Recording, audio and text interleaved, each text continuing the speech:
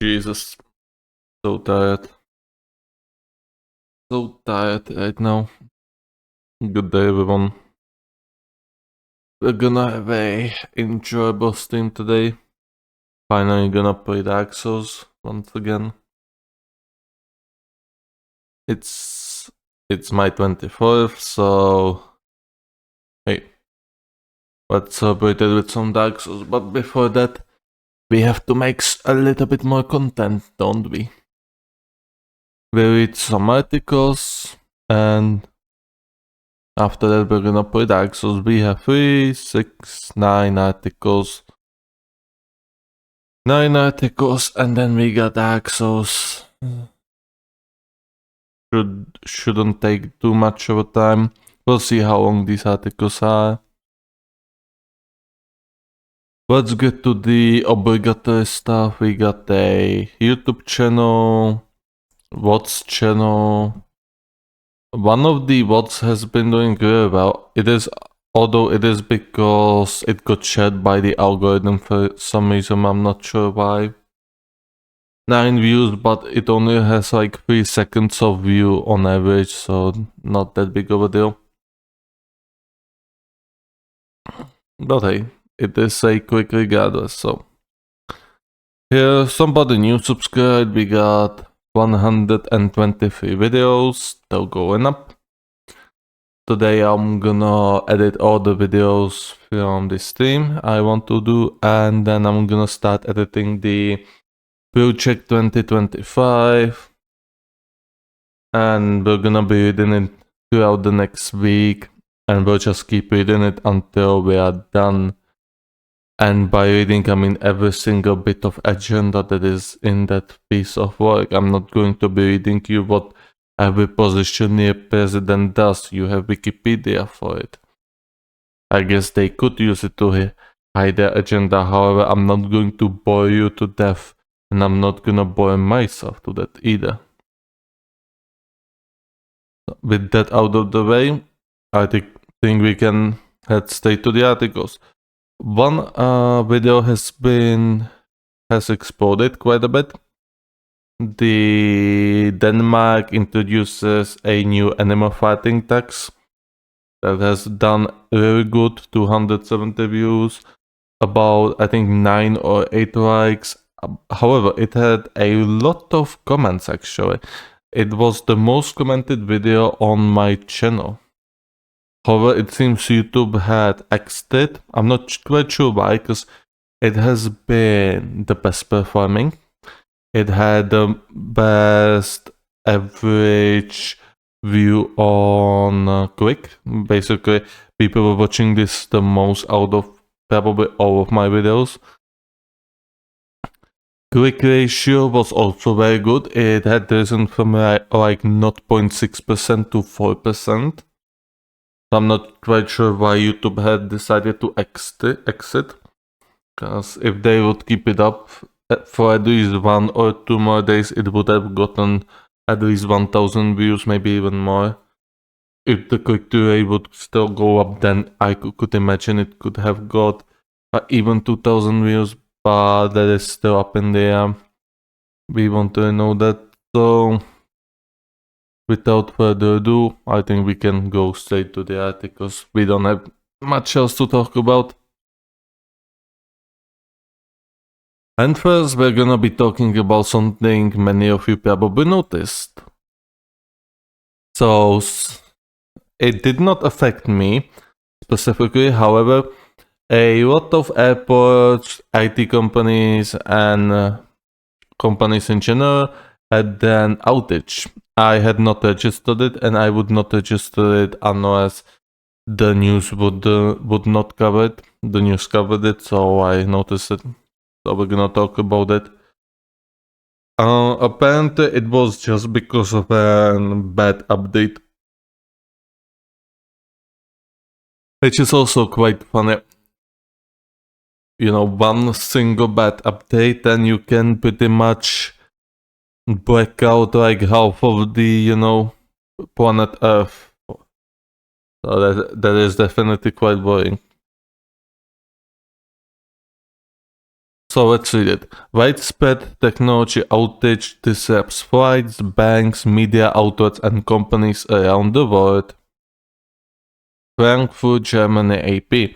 A global technology outage grounded flights, knocked banks and hospital systems offline, and media outlets off air on Friday in a massive disruption that affected companies and services around the world, and highlighted dependence on software from a handful of providers. Cybersecurity firm Crowdstrike, never heard of them, said that the issue believed to be behind the outage was not security incident or a cyber attack, and that a fix was on the way. The company said the problem occurred when it deployed a faulty update to computers running Microsoft Windows. But hours after the problem was first detected, the disarray continued and escalated. Long lines formed at airports in the US, Europe, and Asia as airlines lost access to check-in and booking services at a time when many travelers are heading away on summer vacations. News outlets in Australia, where telecommunications were severely affected, were pushed off air for hours. Hospitals and doctors' offices had problems with their appointment systems, while banks in South Africa and New Zealand reported outages to their payment systems or websites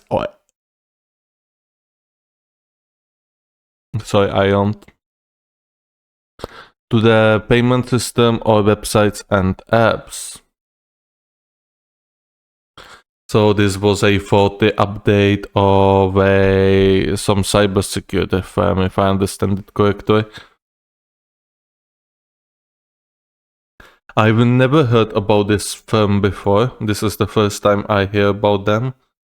I believe I don't have any of their products. However, maybe some of their products might be already installed into Windows. The Windows as not as an OS, but a part of, well, kind of, but I mean, basically some of the packages you might get installed as you buy the Windows or as you had somebody else to install Windows for, maybe that is how the Crowdstrike get so much of their whatever that they provide into the user's computer. However, this is quite a pickle then if they manage to wipe out like pretty much majority of the airports and hospitals and banks. Like this definitely should be discussed and handled. At Hong Kong's airport, Yvonne Lee, 24 years old, said she only found out her flight to Phuket in Taiwan was postponed to Saturday when she arrived at the airport, saying the way it was handled would affect the image of Hong Kong's airport very much. Her already short 5-day trip would now have to be further shortened, she said. Some athletes and spectators descending on Paris ahead of the Olympics were delayed, as was the arrival of their uniforms and accreditations, but games organizers said disruptions were limited and didn't affect ticketing or torch relay. Oh yeah, they still do that torch thing, don't they? That's also a very funny thing. That torch, that's very funny. I wonder if somebody is going to extinguish it this time around. Probably yes. Down detector or down detector. Down detector, okay. Which tracks user-reported disruptions to internet services, recorded the airlines, payments, platforms, and online shopping websites across the world were affected. Although the disruption appeared piecemeal and was apparently related to whether the companies use Microsoft cloud-based services. Okay, so it is a part of Microsoft cloud-based services, I see. I don't use cloud-based services from Microsoft or any other firm, therefore I was not affected. You should probably need it as well. I still remember when somebody managed to hack into, what was it, Apple Cloud or whatever that was, and leaked a lot of naughty images of celebrities. However, that was like 10 years ago at this point. Cyber expert James Bohr said real harm would be caused by the outage because systems we've come to rely on at critical times are not going to be available. Hospitals, for example, will struggle to sort out appointments, and those who need to care may not get it. There are going to be deaths because of this. It's inevitable, Boris said. We've got so many systems tied up with this. Microsoft 365 posted on social media platform Twitter that the company was working on rerouting the impacted traffic to alternate systems to alleviate impact, and that they were observing a positive trend in service availability. The company did not respond to a request for comment. Crowdstrike said in an emailed statement that the company is actively working with customers impacted by defect found in a single content update for Windows hosts. Now, I have a question. How the hell did that manage to go to unnoticed? Before you roll out these updates, you have to do some sort of debugging, some sort of testing. How did they manage to miss it? Like, they should be able to test it on active, Microsoft, like, cloud-based shit and anything else they do with Microsoft. I know I don't sound very expert, however, I have no idea what this thing even does. I mean, so far we know there's something with Microsoft cloud services, probably, and they do some cybersecurity, if I remember correctly. However, I don't know what should I imagine under this. It said, this is not a security incident or cyber attack. The issue has been identified, isolated, and fix has been deployed. The Austin, Texas-based company's Nasdaq trade shares were down near 15% in pre-market early Friday. Oh, yeah, that would explain. Yeah, I bought some of them on chart too. However, I think I bought them before. I didn't know that it actually impacted the shares as well. Now one would think that they would. Well, there's always a conspiracy theory that this was a market manipulation. I mean, it's always possible. And it would kind of make sense that somebody must have had either nefarious reasons to roll out this update without testing it, or it was a negligence. Either of those are pretty bad. Because if you are a cybersecurity firm and you roll out an update which causes a complete chaos because you were not able to properly test it for some reason, or you neglected the testing and making sure nothing is going to go wrong, then what to tell you? You should be definitely punished. They should be fined for this, at least. A record playing on its customer service line said Crowdstrike is aware of the reports of crashes on Microsoft ports related to the Falcon sensor, referring to one of its products used to block online attacks. I see, so it's anti... Okay, anti-online attack, maybe anti-DDoS, who knows? I might Google it. Broadcasters go dark, surgeries delayed, blue screens of death. Meanwhile, governments, officials, and companies across the world scramble to respond.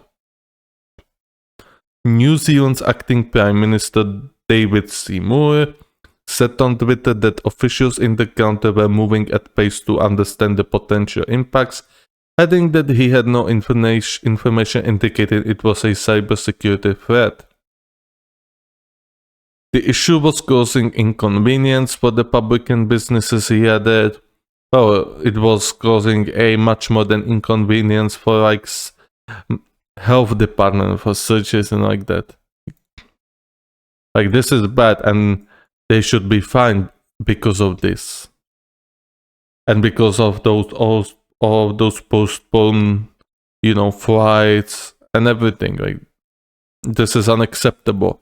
And whoever wrote out that update has to be fired immediately.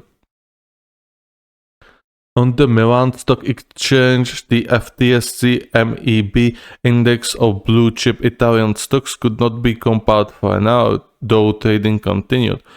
Major dealers reported that airports grew on Friday morning, with most attributing the problems in booking systems of individual airlines. In the US, the FAA said the airlines United, American, Delta, and Allegiant had all been grounded.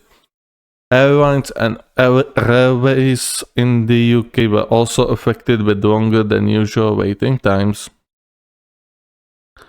In Germany, Berlin-Brandenburg Airport halted flights for several hours due to difficulties in checking in passengers, while landings at Zurich Airport were suspended and flights in Hungary, Italy, and Turkey disrupted.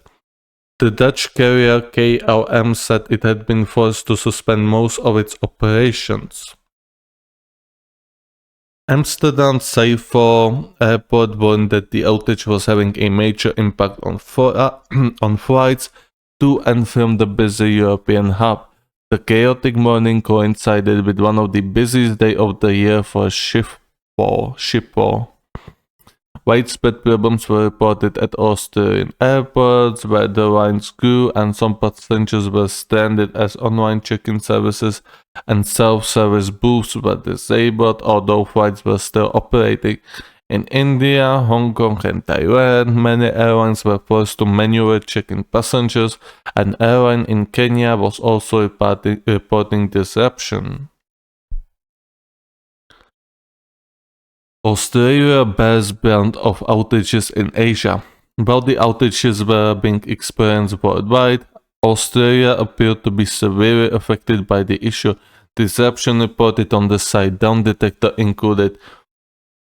Yeah, so it was Down Detector. I don't know. They had a typo. Included the banks NAB, NAB, Commonwealth, and Bendigo, and the airlines B-word Australia. I'm not quite sure if I can even say that word on Twitch. Yeah, I do remember that somebody said or that they would actually even ban this word. I mean, it's probably context, however, hey, stupid Twitch. Now I lost my thread. Oh, here we go. And Qantas, as well as internet and phone providers such as Telstra. National news outlets including public broadcaster ABC and Sky News Australia were unable to broadcast on their TV and radio channels for hours. Some news anchors went on air online from dark offices in front of computers showing blue screens of death.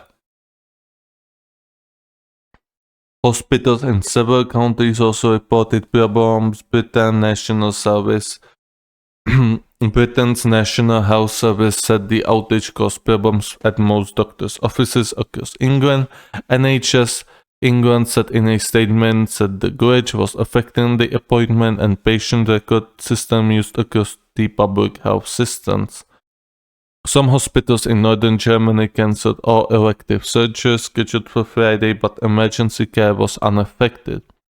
Israel said its hospitals and post office operations were disrupted. In South Africa, at least one major bank said it was experiencing nationwide service disruptions.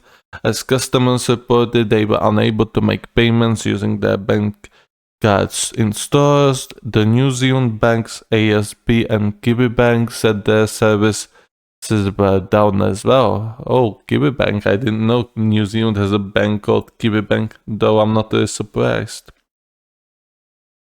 Shipping was disrupted too. A major container hub in the Baltic port of Gdańsk, Poland, the Baltic hub said it was battling problems resulting from the global system outage. Kurtenbach reported from Bangkok and Graham McRae from Wellington, New Zealand. Associated Press journals around the world contributed. Fine, and fine. And I'm not saying it like fine, like it's okay. No, I'm saying fine, like monetary fine. Fine them. They have to be fined by the government. Because this is completely unacceptable. How did this manage to go to unnoticed is beyond me. Like, I refuse to believe that company that has so many of important services under its belt doesn't have any sort of a testing room for these updates before they roll out. A complete failure for the company, and it should be properly punished. Because I mean, this affected a lot, and it weren't just belated flights. It also affected people's health, and also ability to withdraw money, which is also quite important. So yeah, we're gonna go to the next article. I'm gonna take a sip of water before that, so give me a moment.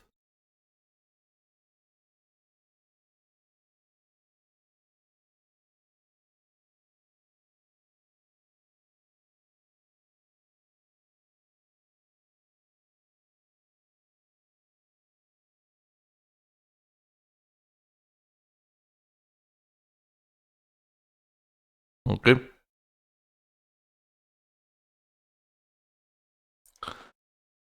We got a knife attack in Paris. Attacker suspected of murder an hour earlier in Courbevoie. Ibrahim K., the 27-year-old man who seriously injured a police officer with a knife on Thursday evening near the Champs-Élysées, is suspected of another fatal act an hour before the incident. He allegedly killed a 16-year-old boy in an apartment in Courbevoie before stealing his scooter. He then used the vehicle to travel to Paris. It seems like we got a maniac on our hand. Did Ibrahim K., the man who attacked a police officer with a knife near the Champs-Élysées before being shot dead, kill a teenager with a knife in Courbevoie about an hour before he committed the act? This is what the initial investigation of the 1st District of the Judicial Police DPG of Paris, such as the Paris Prosecutor's Office, indicated this Friday morning, confirming information from Act 217, the Nanterre Prosecutor Office, which has referred to the investigation into Courbevoie murder to the Haute Terzine Departmental Judicial Police System. SDPG 92 is, for its part, able to confirm that it is in fact the same suspect. However, as of late Friday morning, the two procedures had still not been joined. It was around 6:15 p.m. that a woman from Courbevoie contacted the police on the 3rd floor of her building on Rue des Swings. Her attention was drawn to screams suggesting a violent argument in an apartment. "You killed him," she even heard someone shout. The common areas were covered in boiling traces of blood. This woman also saw a man fleeing on a scooter. When the police entered the apartment, they discovered a 16-year-old boy lying in his own blood. He had stab wounds to his chest and abdomen. Emergency services who arrived quickly on the scene tried everything they could to resuscitate him, without success. A very unstable psychiatric profile. While the police were still freezing the crime scene, people were pushing open the door of this apartment. They explained that they were the family of the squatter in this apartment. They were worried because they had not heard from their relative, who had a very unstable psychiatric profile. He had appeared to run away from his parents' home in Rouergue, but also from the psychiatric hospital in Montargis. His relatives gave the police his photo, above all, his identity. He was Ibrahim K., 27-year-old Senegalese man with regular status and known to the police, according to the police sources. Less than an hour later, the young man was shot dead by a trainee police officer on Rue Vernet. In the 8 arrondissement of Paris after rushing at his colleague with a knife, seriously injuring him. Then the scooter of his potential first victim was found parked nearby. How did he escape from the psychiatric hospital? I have no idea. Well,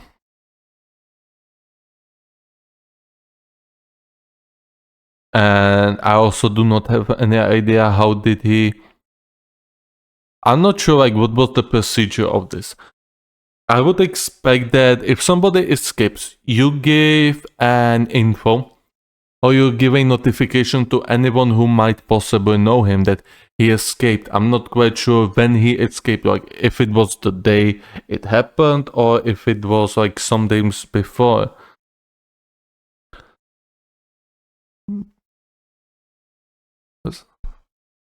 I mean, let's see, maybe we're gonna read about it, but it seems like not. This is the final column. From her building located opposite the one where the victim was stabbed, Vanessa watched the barrage of police and emergency services on Thursday evening, a rather unusual scene in this neighborhood the local residents unanimously described as calm. So calm that Vanessa, upon seeing the sentinel soldiers, explained that she initially thought it was a false alarm. Then I saw the judicial police, she said, and I understood that something serious had happened. Vanessa, who has lived on Rue de Swing for 35 years, said she did not know the stabbed teenager. I don't even know who it is, but it doesn't matter. Like everyone else, I'm shocked for the residents of Courbevoie. It's starting to be a lot, an allusion to the tragic and recent news of the atrocious arrival of the 12-year-old girl with anti-Semitic motives.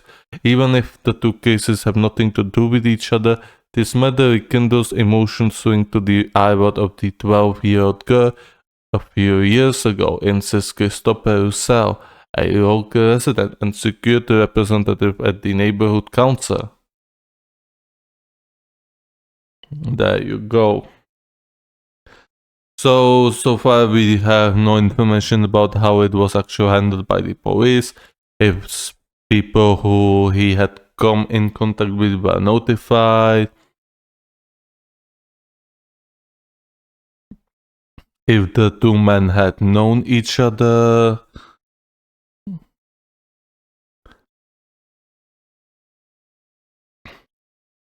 I don't quite understand why this guy would then go to Paris and started to attack a police officers out of blue, but I don't know, I guess I don't understand mentally ill people.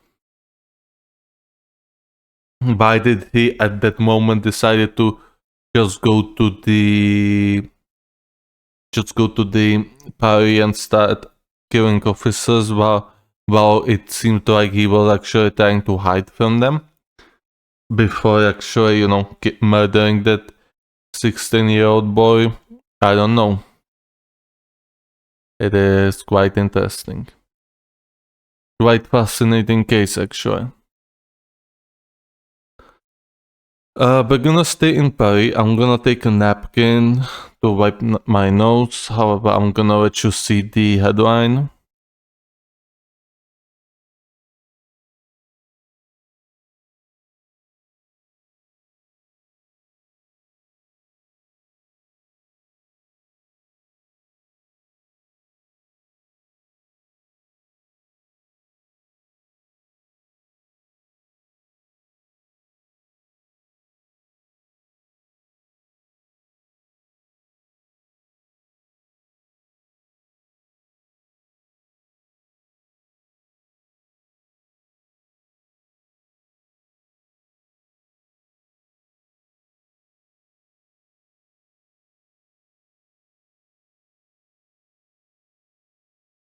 And I'm gonna take a sip of water as well. There we go.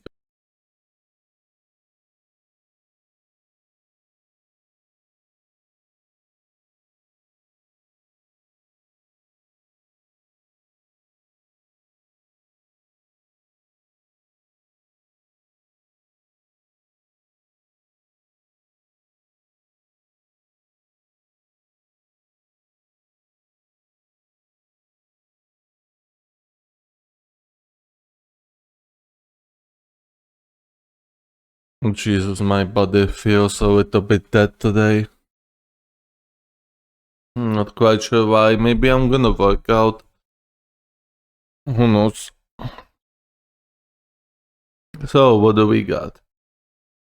Suspected arson attack in Nice kills 7, including children. 7 people have died, including 3 young children and a teenager, in a fire that broke out in the early hours of Thursday in the southern French city of Nice. The local prosecutor said officials were investigating the blaze as potential arson attack. Flames engulfed the upper floors of an apartment block in the Moulin area of Nice, close to the city's airport. The mayor of Nice said they had images that clearly showed the fire had been caused by petrol poured into the stairway by a hooded person during the night. Visiting the scene later, caretaker Prime Minister Gabriel Attal said 3 people were being shot by police. That's very depressing news.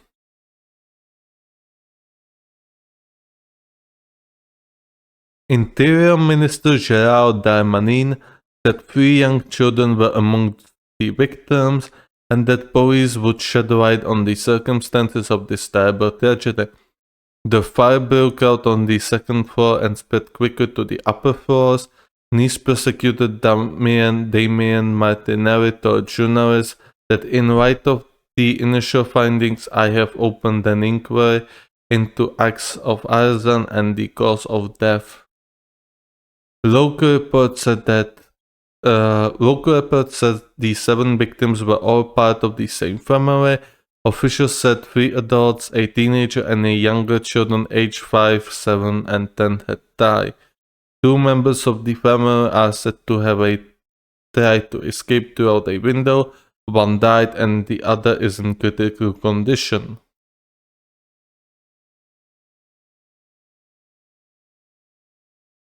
Prefect Hugus Mutu said everyone had been affected by the tragedy and were determined to provide help and assistance to the survivors. One man called Iftahu told the Nice Matin website that he had arrived at the scene while the fire was burning and realized there was no hope for those inside.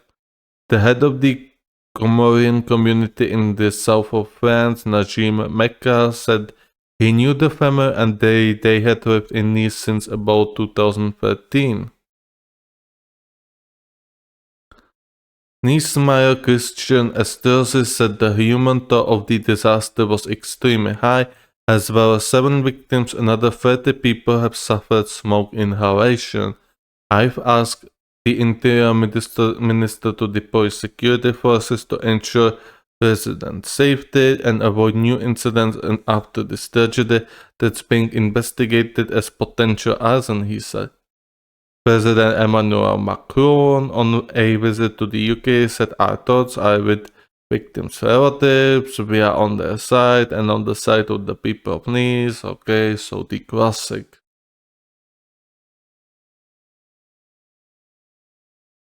This is very bad news. And this was very pretty much targeted. Somebody did not like that family. However, I do not know who that family was. I'm not sure, so I cannot really try to theorize about the potential suspects or about the potential reasons why this arson had happened. Because if 7 people die and all that 7 people were part of one family, then I would say that this was very much targeted. However, we do not know the reason and we do not even know their names, which is going to make harder to determine what was the potential reason for such an act.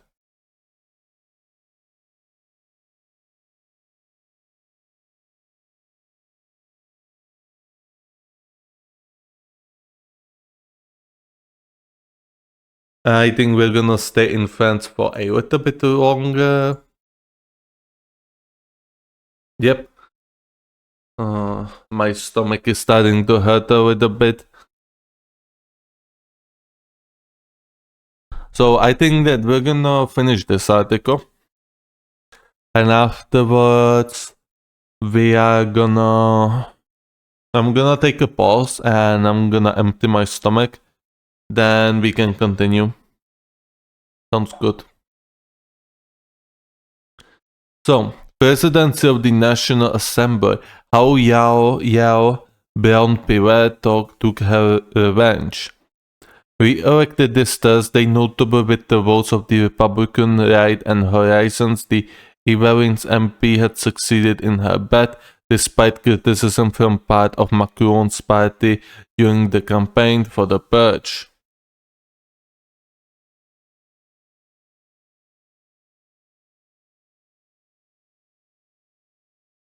A black and white photo taken on the spur of the moment on the evening of June 9 from the terrace of the Elysee is enough to understand how far Yale Brown Pivet has come. It is signed by the official photographer of the head of the state and published a few days later on her Instagram account.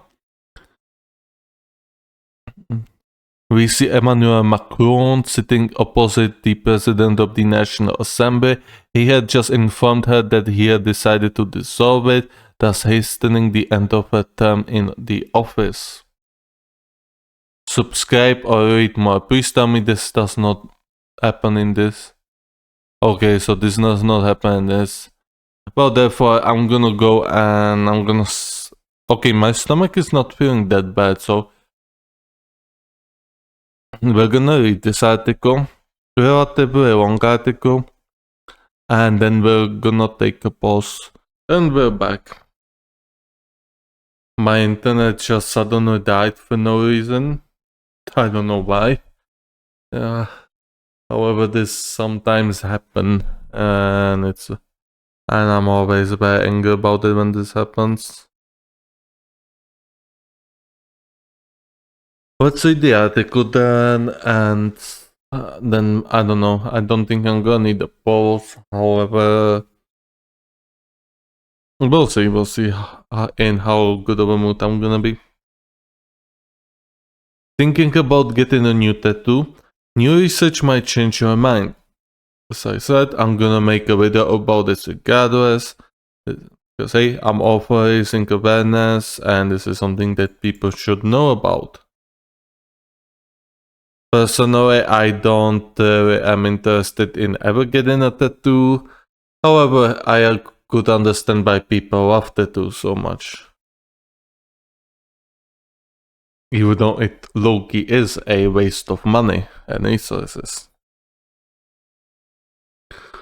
CNN. Sealed bottles of tattoo and permanent makeup ink, including some marked as sterile, contain millions of potential dangerous bacteria, according to new research by the US Food and Drug Administration.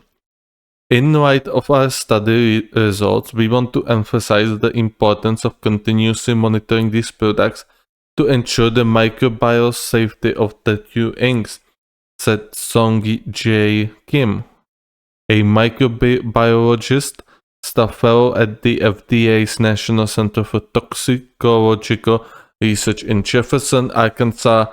In a statement, Kim is corresponding author of the July 2nd report published in the journal Applied and Environmental Microbiology.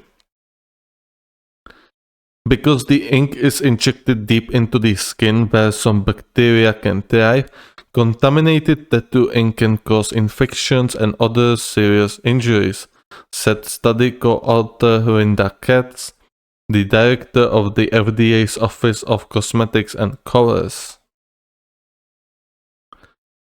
Pathogens or other harmful substances in these inks can travel from the injection site throughout the blood and lymphatic systems to other parts of the body, Katz said in an email. When the systemic spread occurs, bacteria can cause life-threatening complications such as endocarditis, a potentially deadly inflammation of the heart lining, and septic shock, which is the last and most severe stages of sepsis. The body's extreme response to an infection that can result in multi-organ failure, God said. You should probably be getting tattoos from I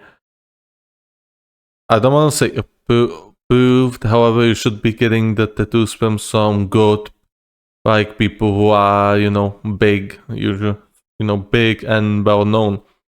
You probably shouldn't be getting tattoos from your local Stan. You never know what he might have in his bottles. Although this seems like this happened even in the probably biggest tattoo salons and stuff like that. And they had not said it yet. Just from which sort of, tattoo salons were they getting those samples. If not quickly treated, sepsis can rapidly lead to tissue damage, organ failure, and death, according to the US Center for Disease Control and Prevention. Other, more commonly reported symptoms of tattoo ink infections include injection site rashes, impetigo, a highly contagious bacterial skin infection, erysipelas, a bright red and tender rash on the skin, and cellulitis, a deep infection of the skin that requires antibiotic treatment, according to Katz. People with multiple or large tattoos are at a higher risk from contaminated ink, Katz said, because larger tattoos increase likelihood of exposure to microorganisms. Applying permanent makeup can also raise the risk of infection, she said.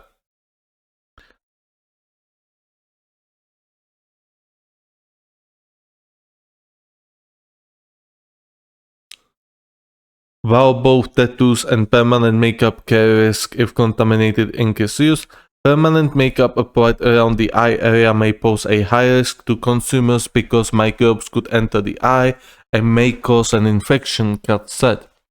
Unfortunately, the study's findings were not surprising, said John Swier, an assistant professor of chemistry in Binghamton University, State University of New York, who has studied tattoo ink contamination. He was not involved in the new study. Alright, so this seems like this was an issue even beforehand. Sorry about that. So I guess some scientists were already aware of this issue. However, it seems FDA only now decided to test the substances and samples from the sealed and what was it? Sealed and sterile or sterile. I'm not quite sure what is the correct pronunciation. We know that contamination in tattoo ink is a common occurrence, Zwerg said in an email. I did not know that. Part of the problem is that there is no agreed upon industry standard method for sterilizing inks. Our work and the current study really highlight the need for good standardized manufacturing processes across the tattoo ink industry. I did not know that this is a common problem, kind of.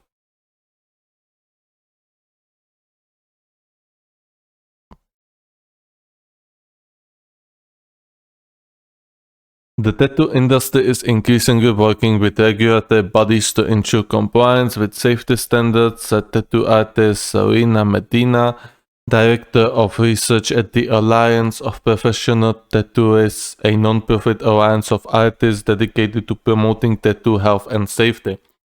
Manufacturers are investing in advanced sterilization technologies and formulation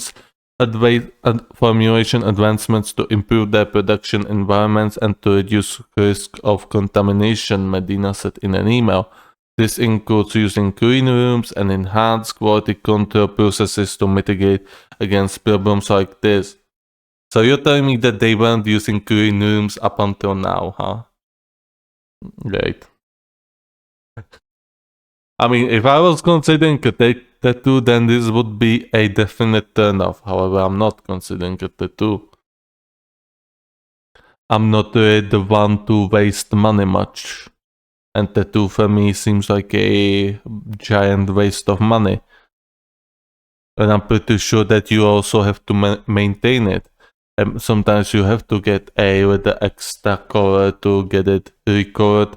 Maybe there is a permanent, like something like a permanent ink that can pretty much keep it for many years. However, I think even then, like you would sometimes have to go to, get it darkened or more colorless yet once again.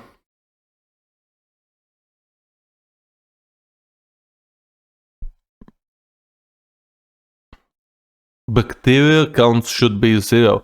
The latest study tested 75 samples of sealed tattoo and permanent makeup ink sold in the United States by 14 manufacturers that were not named by the FDA.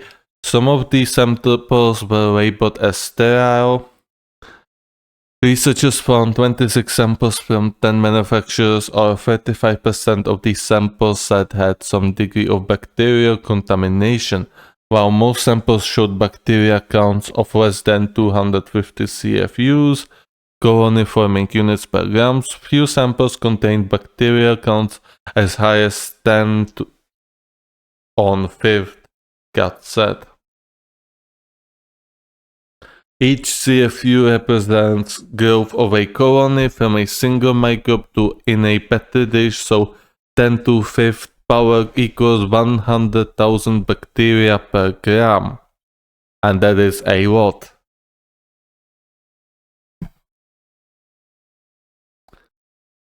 Imagine imagine getting your tattoo for the first time and being, infected with 100,000 bacteria. Not with 100,000 bacteria, but with millions of bacteria. That must be a really great experience. Earlier studies by the FDA found 35% of unopened and sealed inks from the US manufacturers had bacteria counts as high as 10 to 8 CFU, or 100 million bacteria per gram.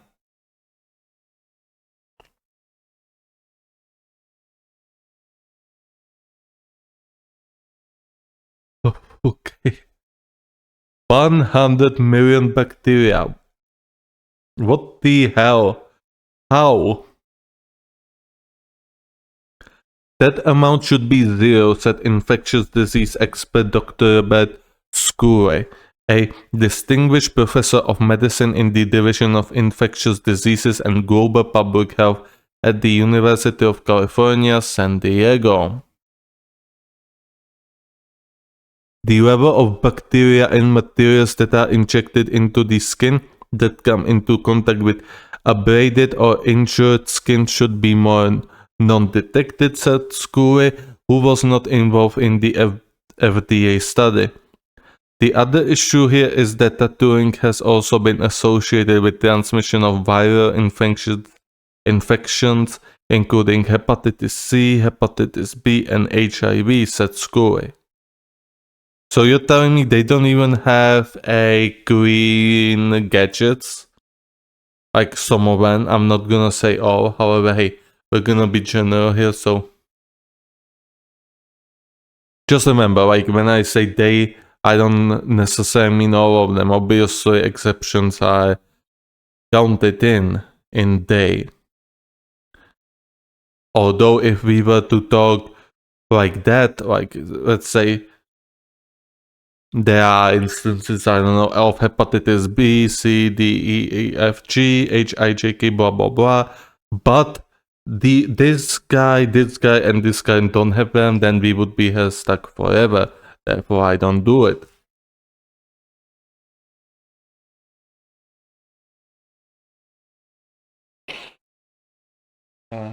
I have something in my nose. That Scurry, who is also co-director of the Center of Innovative Phage Applications and Therapeutics, which uses one of bacteria's ancient enemies, phages, to fight superbug infections. Superbug? How the hell did we got from bacteria to superbugs? I don't want any bug in my body.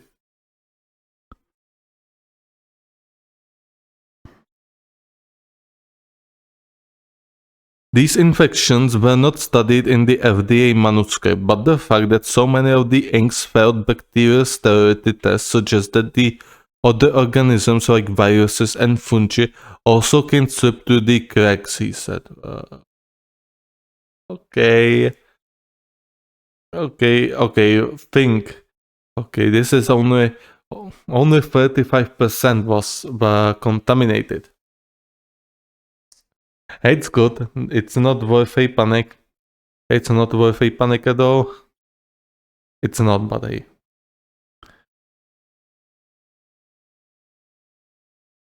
Fungi. Or fungi. Viruses and fungi can also slip through. Well, that is... How did it manage to slip past FDA for so long, I wonder? No, like, I actually wonder, how did they manage to slip for so long? If this was a common knowledge between scientists for some while, then how did FDA not act sooner? I mean, this is not good. Like 35% of these samples are contaminated. That is not good at all. This can cause a major health troubles to those who actually get tattoos. How to protect yourself. Many certified tattoo artists are aware of the danger and may already take steps to avoid contamination, Medina said. Transparency with clients is vital. Artists should communicate openly about the steps they take to ensure ink safety and address any concerns clients may have, Medina said. Before using new batches of ink, some artists and studios conduct their own testing or require proof of testing from suppliers. This can include microbiome testing to detect potential contamination. In addition, tattoo artists can re-sterilize inks before application by using an autoclave, a machine that utilizes steam to apply high pressure and temperature to items to eliminate bacteria, Medina said. Okay, so they have some sort of precautionary steps then. So that's good. It still does not fix the problem that 30% of these samples were compromised and that this should have been solved or at least should have been worked on for far sooner. But hey, at least they're doing something.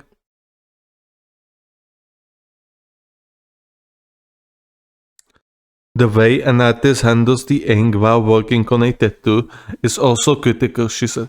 For example, using the same gloves to touch a client and the ink bottle is a hazard that can lead to tattoo ink contamination. Artists should ensure ink bottles are tightly sealed and when not in use and stored in cool, dry locations away from direct sunlight to minimize risk of contamination, Medina added.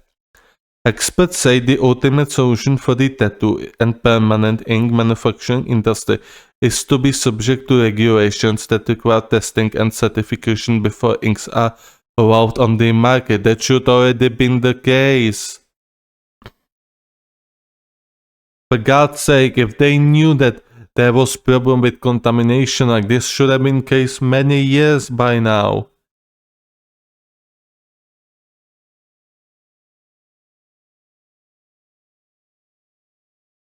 Tattoo inks are in the process of being regulated due to modernization of Cosmetics Regulations Act of 2022, but much of that law dealing with tattoo inks has yet to be implemented, Zwerg said. We anticipate that MOCRA will be phased in over the next few years, and that will represent the first serious regulation of the tattoo inks in the US. Most of this will focus on good manufacturing processes and safety substantiation. The FDA released draft guidance for the tattoo industry in June 2023, which includes details on how manufacturers should conduct quality control measures, including sterilization. This is quite worrying. Well, at least tattoo artists, you have some sort of a counter, and they have some sort of practice they can do to try and eliminate those bacteria. Hopefully, that majority, if not all of them, do this, because this is definitely quite severe. You cannot just pass bacteria upon your customers, and in some instances, hundreds of millions of bacteria, if not billions. That's not good at all. And in even some darker instances, maybe pass a virus or a fungi.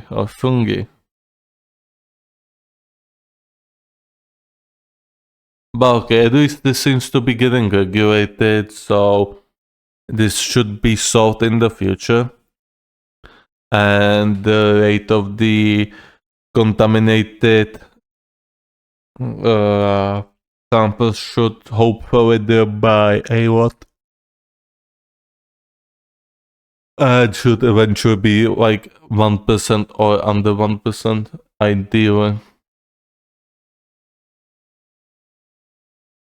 Let's head to the next article. What is this? Just Stop Oil. Okay, we're gonna read this. Just Stop Oil environmental activists sentenced to 4 and 5 years in prison. 5 environmental activists from Just Stop Oil, including the group's co-founder, were sentenced in London on Thursday in prison terms of 4 and 5 years for blocking the M25 motorway, which runs around London for more than 120 hours in November 2022. Well, it seems these people are finally getting consequences. And I still sort of believe that this is a psyop by the wealthy to turn the mainstream majority opinion against fighting for the climate change, so they could keep exploiting planet Earth. They could still keep polluting our Earth with runaway green gases and keep destroying our planet for profit.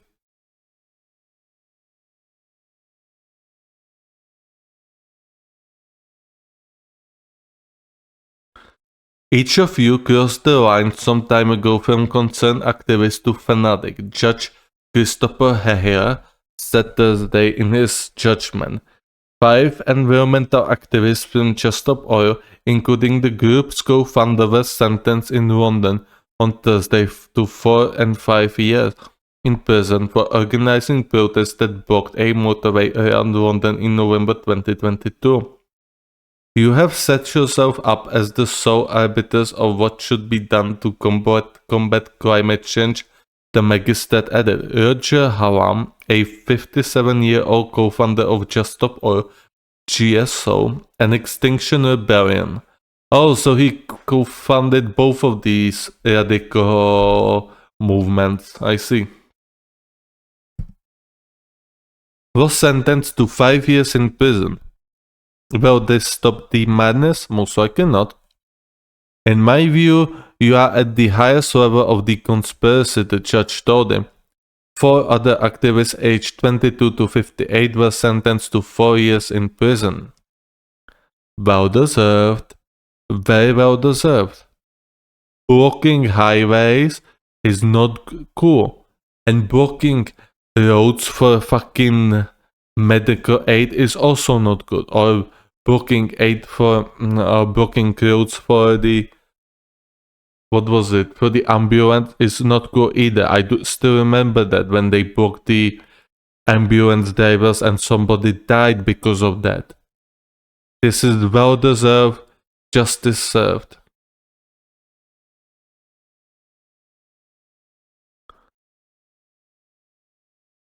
They were convicted of conspiracy to cause public nuisance. During a Zoom meeting in November 2022, they had agreed to organize a protest to disrupt traffic on the M25 motorway that runs around London. Dozens of GSO activists took part in the action, manning gantries over the road for 4 days straight. Police had to stop traffic according to prosecution. The protests cost London police more than £1.1 million, more than 700,000 motors were affected, and the M25 was disrupted for more than 120 hours. An obscene perversion of justice. After the verdict, the group Just Stop Oil, which is calling on the government to suspend all new oil and gas licenses and permits, denounced an obscene perversion of justice. What do we do in the face of this oppression? We continue defiant, we stand in solidarity, we continue to fight, non-violently, the group added in a statement. Well, it's sort of it's not violent, like fisting somebody, punching somebody. It's not 10 p.m. yet. However, blocking the roads can theoretically ruin somebody's career. Like, somebody can get fired for it. And especially if that someone is from some lower end of the workplace. Like, if it's like a worker, like, the higher-ups will not care. They will simply fire him or her. They say, we do not give a shit about you, you little loser worker. Fucking go die on the streets. That was a hyperbole, just saying. And also this probably caused a lot of much more millions of pounds damage if 700,000 motorists were affected. This could cost maybe up to billion, maybe. If these people could not get to work, then this could have caused massive problems for the companies. During the trial, the defendants were not allowed to defend their actions in the context of the climate emergency. The activists wrote in a text that also serves as a petition. Somehow I doubt about that.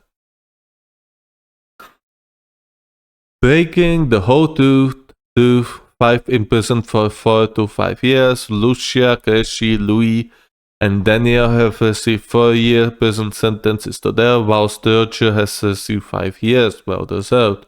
Stop jailing those telling the truth, sign the petition. No. Peaceful protest is a democratic right, not a crime. The way you did this was bordering on anarchism. It was low-key anarchism. You were literally disrupting the system. What did you fucking expect? That you're gonna be allowed to walk free after what you did?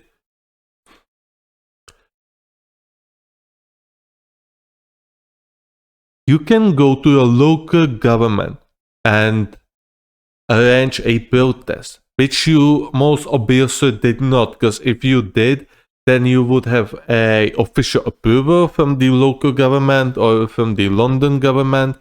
You would protest as your democratic value offers you. I know that's a very strange way to say that, but as your democratic rights allows you, and everything would be fine. You would be just shouting some dumb slogans. Oh, nobody would care. However, the way you took it, the way you handle it, was completely unacceptable. Blocking the roads is never fucking okay. Especially when you block a fucking ambulance. Somebody died because of your stupidity.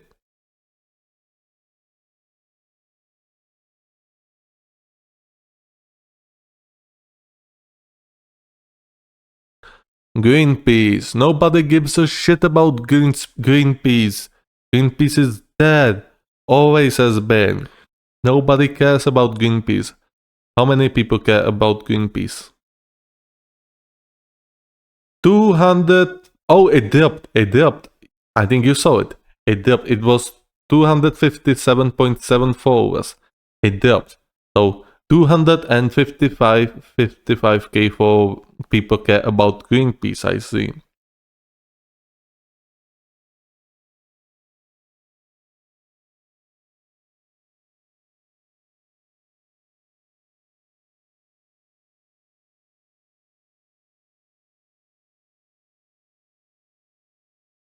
Uh-huh. Oh, there's a lot of context no community notes are added. Oh, this is the same note. Okay, otherwise nothing interesting. Peaceful protest is a democratic right, not a crime. Yeah. Blocking the road is a dick move, and they got what they deserved.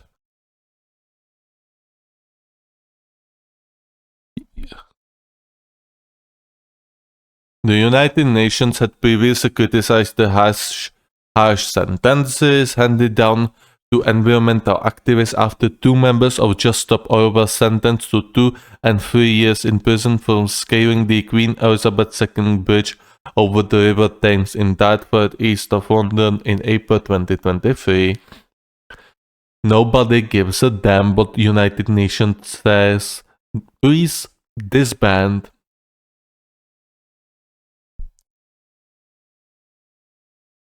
And this is the article. So yeah, I say justice was served. From everything we seem to have gathered, from all the data we gathered, they did not have the approval for the protest, or the government had not known what sort of protest they would be doing. If the government had any idea what they would be doing, that everyone in that government should be persecuted and put into prison too. It is completely unacceptable to block roads. Like these bring that people might think they're just going to annoy motorists. Yes, indeed, you're gonna annoy motorists. And also you're gonna block fucking public services like fireman or fucking ambulance or policeman. Those people who work for the communities. Well, it's a Britain. Policemen do not really work for the communities in the Britain, however. I still believe the ambulances and firemen hopefully works, or firefighters work. So yeah, well deserved, and justice was served here. For once. How many people follow Just Stop Oil? 163k. So it's even less than Greenpeace, thankfully. Demand number 1, no new oil and gas licenses. 1. Just Stop Oil by 2030.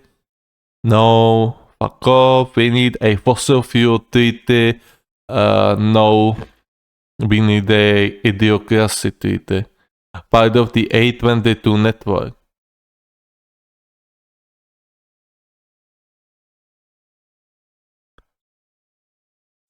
Broken democratic system. Oh my.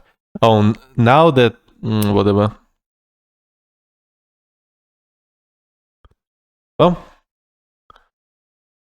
Fridays for Future. Wait, this is not the official though. Fridays for Future. So, oh, it is. No, 141k. Okay, how much followers Greta Thunberg has? Please tell me it's less than. Oh my god. Humanity, why? Why are you doing this, humanity?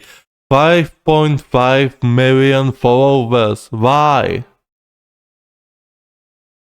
Fucking why? Why would you do this? Oh my god. Great. Amazing. Well, at least she's eating all of their followers, if nothing. But still, I'm not quite happy. UN climate change. Please tell me it's less than 500k. It's 1 million. Disappointing. Okay, I should probably say that I do believe we should be reducing our emission spending by superior technology, obviously. And one such superior technology is nuclear energy, which countries like Germany and Austria so much vilify. So yeah, we're gonna be burning coal much longer because Germany and Austria cry because they think nuclear energy is big bad, despite the rest of the world is building more of these nuclear reactors. So there you go. I don't think there's a comment section. Oh no, there are comments. Well done, the English. Stop the chaos. In France, those who block the ring road, thus endangering motorists by causing slowdowns and traffic jams, were not fined at all. Well, then you should complain to your government. You should talk about your government. You should talk to your government about it. Well, considering your government is going to be probably a little bit more green and communist. Yes, both Greens, communists, and turbo communists will maybe join the government, who knows? Maybe the socialists will dip them, who knows? Probably it won't get sold much. It is so easy to cry, however, to solve the issues, to solve the problem, to create solutions, is simply impossible for such incompetent people. Crying is easy. Solving, on the other hand, is not. And that is the work of the true heroes, not those who cry, those who are completely useless to the progress. Those who actually create and solve are the real heroes. I sound a little bit like Homelander, but whatever. Moving on. I'm gonna skip this. Or will I? Yes, I'm gonna skip this. Do we want to talk about Taylor Swift? Let's see. It's a very short article. It is. So we're just gonna read this. And then we're gonna go ahead for our final article. And afterwards, I know I promised Dark Souls. And I will uphold it. However, I won't be playing for much. I'll be playing only for a minute or two. I know, I'm horrible. Bye.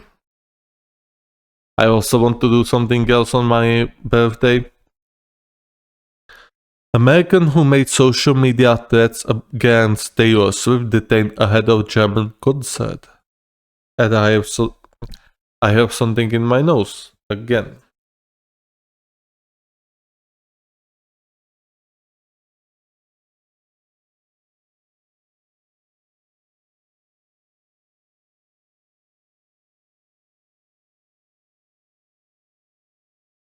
I gotta shave the inside of my nose somehow.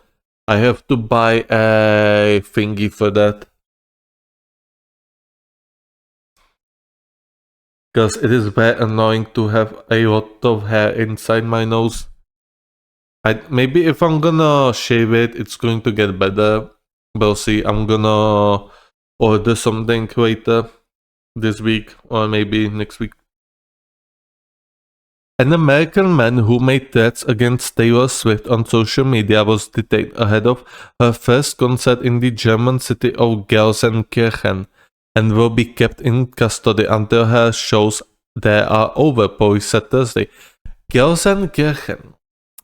Okay, now the German viewers, nobody watches this shit, but maybe someone will watch this in like 10 years or so. German viewers, say me, isn't Gelsenkirchen part of Schalke? Because I know Schalke no fear plays there in Gelsenkirchen, I believe. So isn't just Gelsenkirchen Schalke? Or maybe I'm mistaken for something else? The suspected stalker, a 34-year-old whose name wasn't released, had a ticket to Swift's concert at Gelsenkirchen's Veltins Arena on Wednesday, police said in a statement. That said, because an initial investigation couldn't entirely rule out a risk, he was detained during entry checks to the event. Police said the man has made threats against Swift and her partner on social media. They said he had been detained following tips from organizers of the event. The American superstar has shown in Gelsenkirchen on Wednesday, Thursday, and Friday as a part of her Eras tour. A local court ordered the suspected stalker kept in detention until Saturday, police said. They added there was no danger at any point to Swift or to the audience. Wednesday evening concert, attended by about 60,000 people, went peacefully. Ahead of the concert, Gelsenkirchen put signs temporarily renaming itself to Swiftkirchen and honored the singer on a walk of fame that commemorates local celebrities. After Gelsenkirchen, Swift plans concerts in two other German cities, Hamburg and Munich. Well, it seems we got a happy ending here. This time the services did not fail to detain a suspicious person. Don't be a creep, and seriously, don't be interested in those celebrities' lives. Don't get engaged.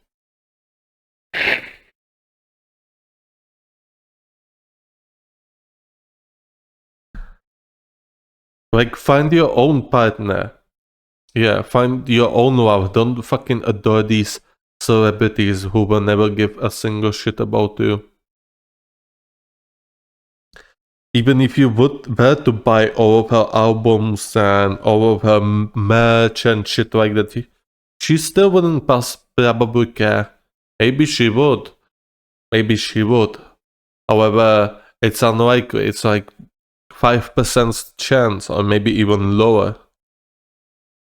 So yeah, don't be a stan. Fucking find yourself a girlfriend and don't stan celebrities afterwards. If you have a girlfriend and you stan a celebrity, then I think you should not have a girlfriend to begin with. And your girlfriend deserves somebody better who will actually give his heart to her and not to some media-made celebrity. Moving on. Saudi hand Germany's Lilium biggest order yet for flying taxis. This comes as a news to me. I did not know we had flying cars yet. However, I won't mind. Oh, this is an undated picture. So from 2019. Munich, Germany-based air taxi developer Lilium on Thursday clinched its biggest order yet in a deal with Saudi airline Saudia Group to purchase up to 100 of its all-electric flying shuttles, which are still in development. Okay, this is quite exciting. I am quite excited about flying cars. I know people like Adam something and other people are not excited, and they put videos with thumbnails like that a drunk man has crashed into the Empire State Building while having like 4 liters of vodka in him. However, I believe in flying cars, and I think flying vehicles will solve a lot of problems.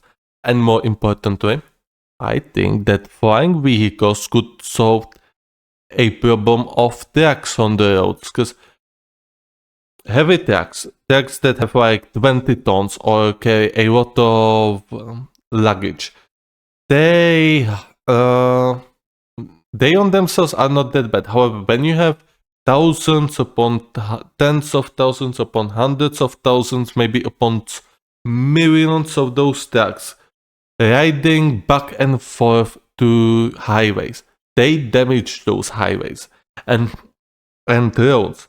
And those roads and highways have to be maintained. If these trucks were to be able to fly, if they were able to move throughout the air instead of throughout land with all that luggage, it would relieve a lot of stress from those roads, and it would be much better for the infrastructure of said countries, and a lot of money would be saved, and it could be invested elsewhere in much more pressing matters in said countries. I didn't set any countries, however, you can imagine any possible country which has problem with roads and would benefit it. As for the personal air vehicles, why not? Obviously, this will be coached a lot by AI, and it will be coached a lot by a lot of safety drivers before this is allowed into the air, because anyone, regardless if it's EU, Russia, China, or USA, all of them will have a hard, and I mean rock fucking hard demands for these flying cars to be allowed into air before actually giving a green light. Like, these cars are going to have to undergo a lot of tests before they're allowed into the air. And once they finally are, I think it's going to be completely okay. Yes, there will be probably instances of errors, as always with the first generations of cars. Therefore, the producer of the set cars have to make sure there's a backup engines, backup shit for the car if something breaks, so the car can safely hover down to some safe place, and a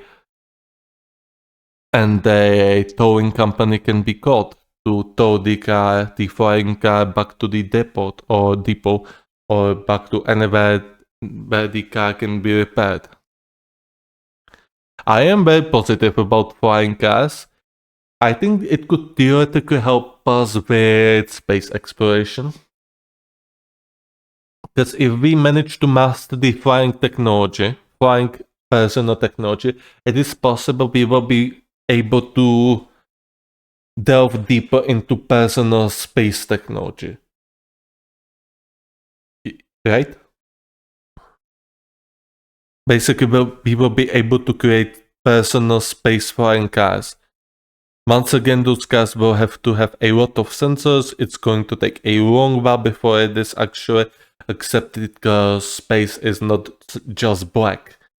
It is filled with a lot of small particles which we have to maneuver through. And if those cars, if someone were to actually crash with any of these particles, that car would be completely destroyed, and it could cause a massive damage to the satellite infrastructure. However, this is the challenge. This is the challenge the humanity has to overcome for it to become an interstellar species. So we're gonna have to solve this one day or other, and I think sooner the better. Because I want to see humans becoming an interstellar species by the end of 21st century, for sure.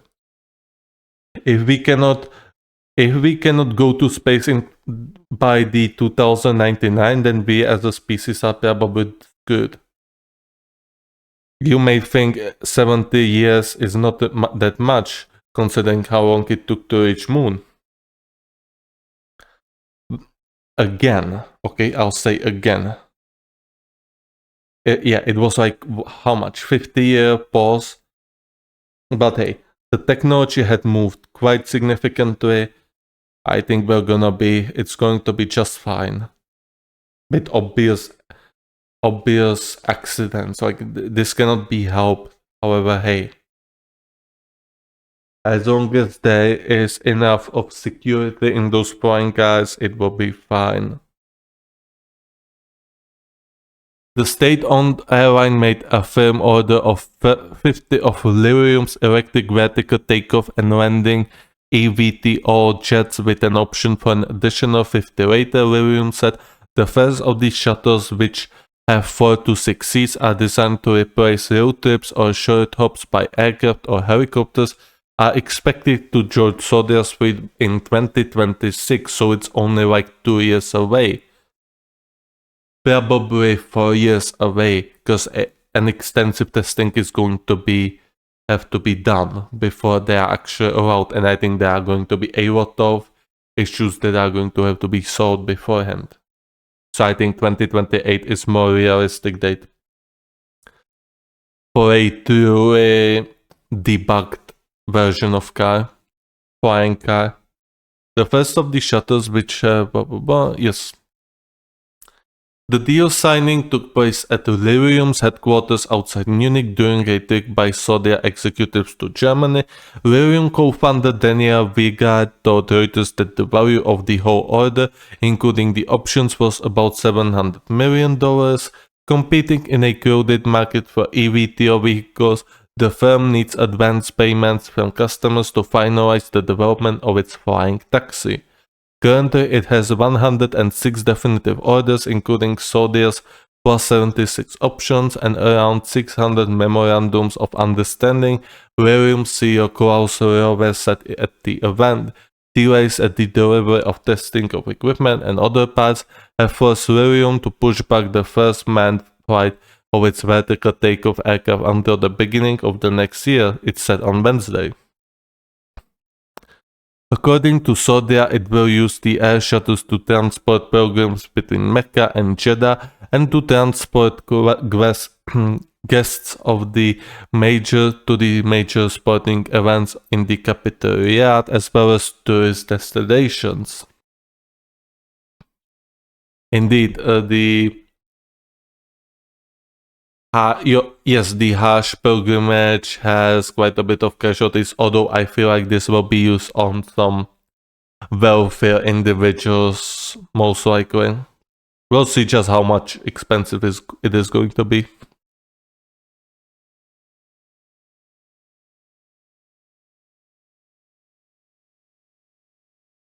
You probably did not see, so I'm gonna keep it here. Zodiac expects the first 50 points to be delivered by 2029, so realistically by 2034. As I said, debugging, patching, all of the possible errors is going to still take a while. However, once they get it into the air, I think it should be easier then. They only have to solve some problems. It should be only a matter of time before we actually get a personal flying vehicles. Hopefully it's going to be soon, because I would definitely like a flying vehicle, although it's going to be extremely expensive though. During their visit to Germany this week, the airline's executives also visited Airbus in Hamburg following a major order of narrow-body jets recently announced as part of Saudi Arabia's plan to boost air traffic and tourism to the country. Saudi aims to triple its annual passenger number to 300 million by the end of the decade. Tourism is a main pillar of Saudi Arabia's Vision 2030, a spurring program of investments to diversify the kingdom's economy away from oil. Indeed, the oil from Saudi Arabia is not infinite. They know it will eventually run out, and they are trying their best now to find a way to earn money from other sources as well, to get extra funds for their megalomaniac projects like the line thingy in the desert. Yeah, they are building some sort of a dystopian line that will house a lot of people. I would not want to live there. But who knows, maybe it's going to be a grand success, although I am quite skeptical about it and I'm quite worried. Additional reporting by Rachel Moore, editing by Madeline Chambers and Sharon Singleton. Very positive news. This is a extremely positive news. Since we will be able to fly with personal vehicles, I think the progress in the technology is going to get much faster. Because a lot of, I don't want to say average people, but I think flying cars will be used maybe but quite a bit by people from IT, I would imagine. Because it would be quite versatile for them, actually. People from IT could use those cars to get faster to, solving any sort of outages or any sort of software problems throughout multiple firms. So I think some firms would be prioritizing those flying vehicles for the IT operators, for the IT experts. And with IT experts on the boards, I think some of them will be able to find out some errors, or they will be able to point out some possible points of improvement for the software.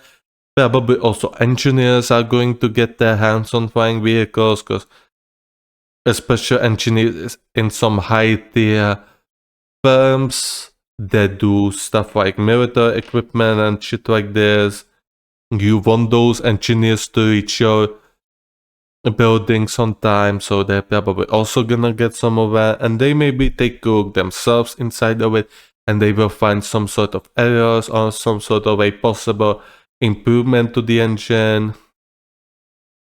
Basically what I'm saying, the moment the general populace is going to get their hands on flying vehicles, I think we're gonna get a lot of ideas from improvement, which in turn is going to improve our capacity to actually go into space. This is my hope. I hope this is a success, I hope nothing goes wrong, and I hope the flying vehicles are going to roll out pretty soon. Pretty soon, like in the 2035 or 2040. But hey,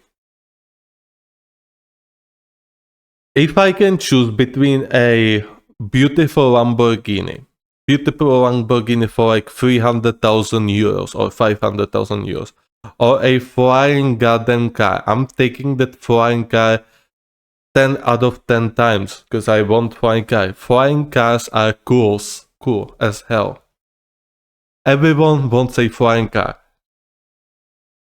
Well, not everyone, however, if you were to offer this to most of the motorists, I think they would maybe, I don't know, some motorists are strange. But personally, I would take it with all 5 hands or 10 hands.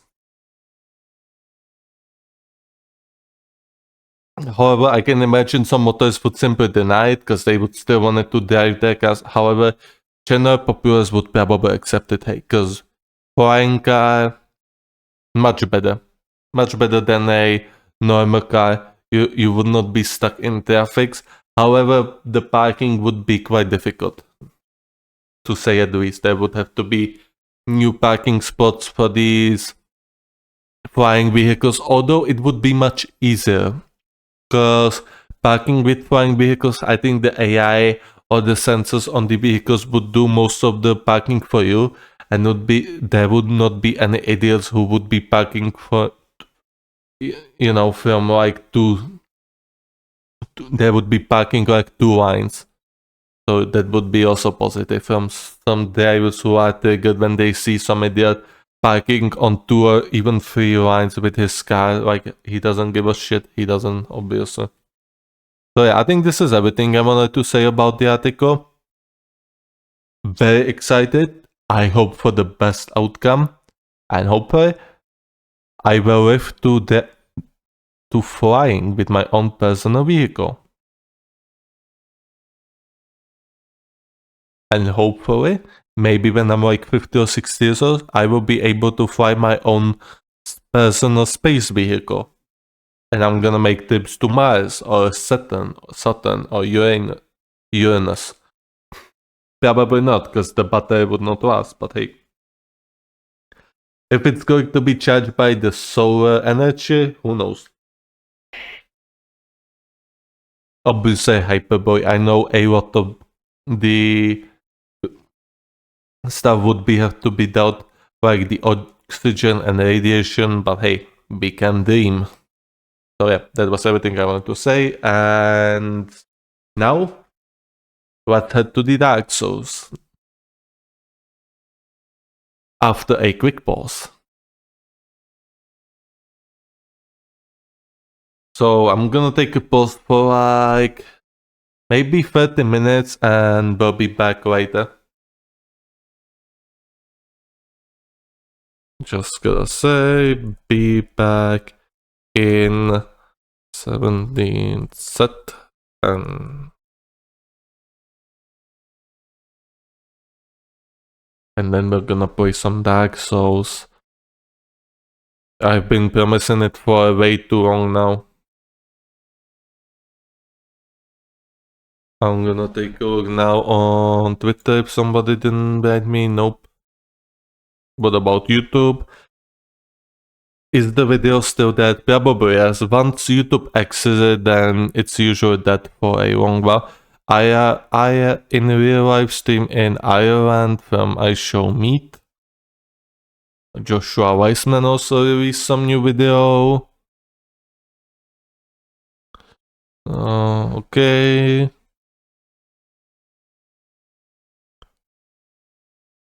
Not much, not many views. Big sad, but hey, it is what it is. Not all days can be bangers, but hopefully with those 100 plus videos, we're gonna get some luck and YouTube algorithm is gonna recommend those videos once again to some people.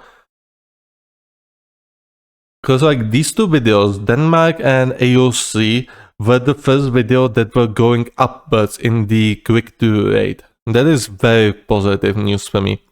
And that signals that there are people who are actually interested in watching my content.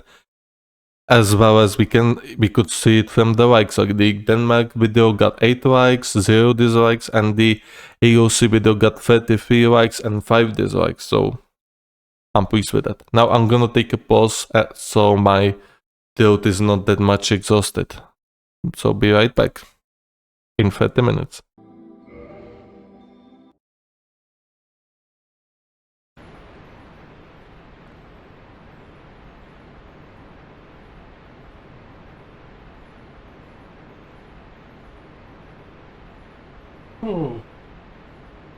Alright, let's continue. I have no idea where I was before, and we were in Catacomb, so we're gonna end very quickly, it seems like.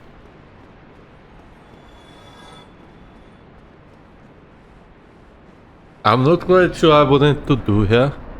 Oh yeah, I know now, the nun went into the Catacomb, so we're gonna rescue the nun.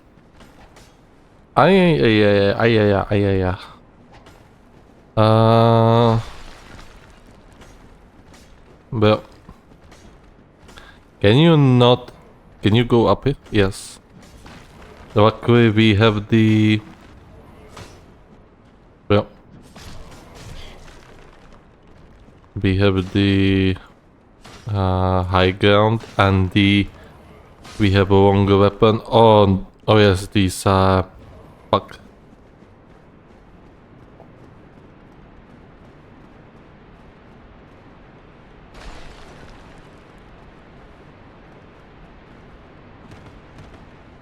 Okay, that will do.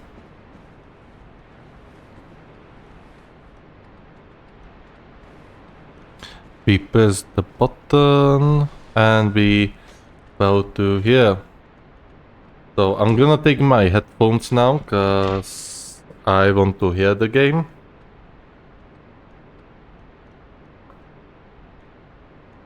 And I forgot to turn off the music, which wouldn't be that bad for you. However, it would be nightmare for me because I would be have to listening to loud music and loud game.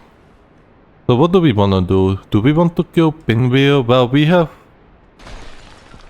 pretty much have the humanity on, so I expect we were going to kill Pinwheel. Wait, what?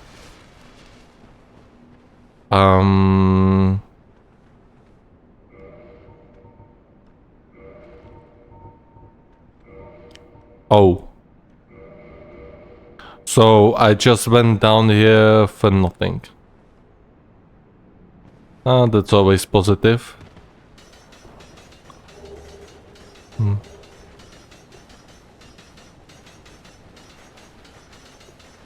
No, wait. What am I saying? We went here for the none. Oh my god, this is going to be very problematic. Ah. Just run, and die. This is going to be extremely problematic because I have no idea if I rescued her or not. I assume not. Since I'm here. And yes, this character is called Dex, like Dexterity, but it is actually not Dexterity at all. You might ask me why. That's because I found a weapon. A weapon that must be used if found. Or if he drops. That's a better word for it.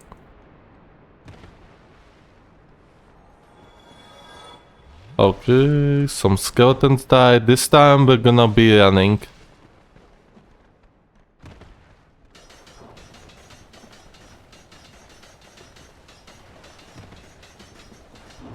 Okay, and run, and run, and don't look backwards. There we go. Okay, we made it.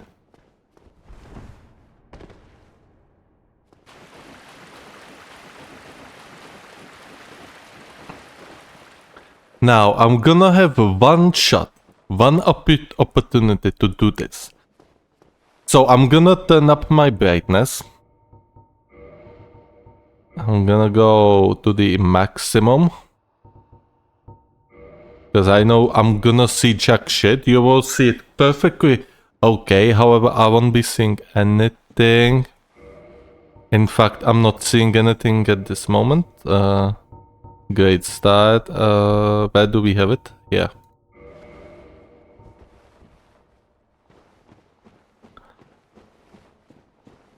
And we can let the fun begin. Oh, okay. Oh yeah, there are giants here now. There's more giants than there was in the Daughters of Ash. What is here? Oh. Nothing we want to see.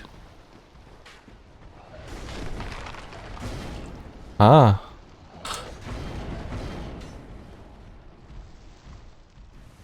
I should sometimes get that item there, but I always forget. And here's patches. Oh, fuck.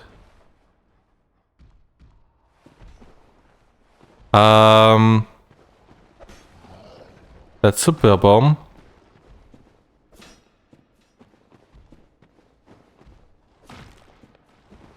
I don't want to fall, you know. We're gonna be here a while.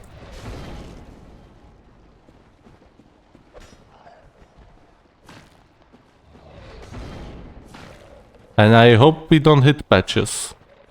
If yes...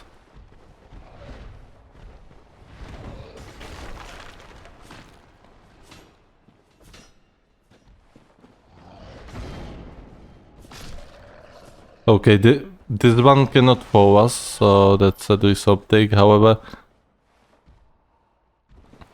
I low-key wanna sit here. However, if I do, we're gonna die. First up, we're gonna die. And second, I have no idea how to get away from these. Okay, fuck it. I'm sitting.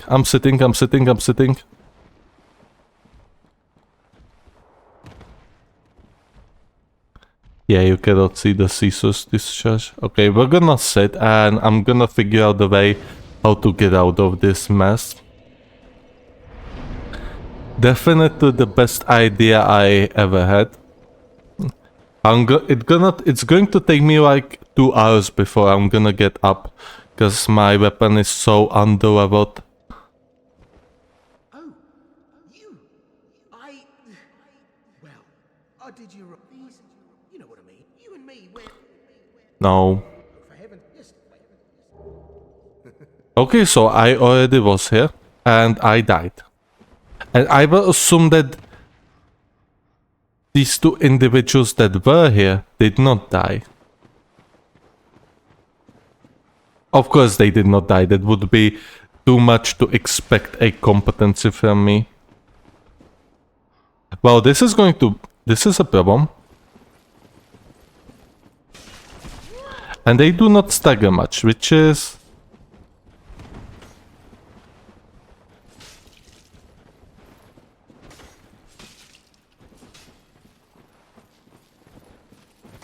Well, stop yelling at me. Ow.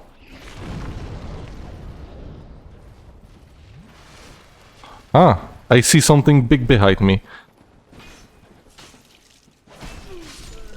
Yep, this is going to take a while. I think I'm gonna have to do parry. I'm gonna have to parry these idiots, or I don't know. This is going to take a moment. I don't know, like, I never actually used to have problems with these. I don't know what I did back there.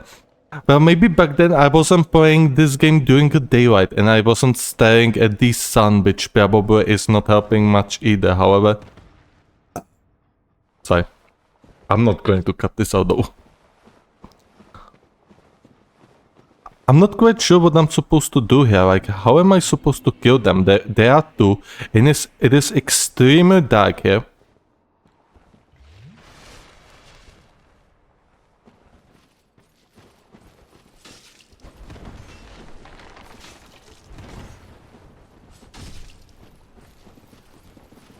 Ah.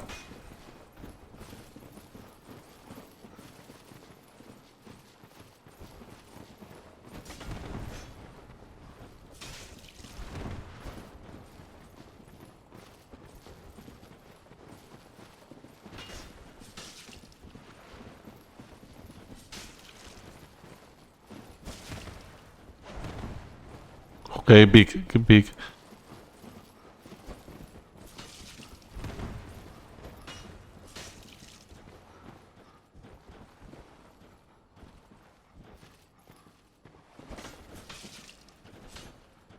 Okay, let's not be greedy. Much.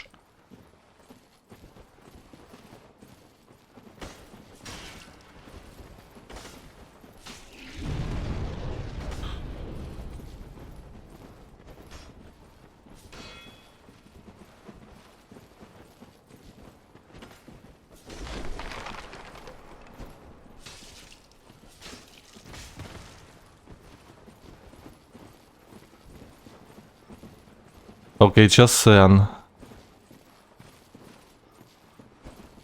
Okay, luckily they cannot hit her, otherwise this would be about 10 times harder. Ouch.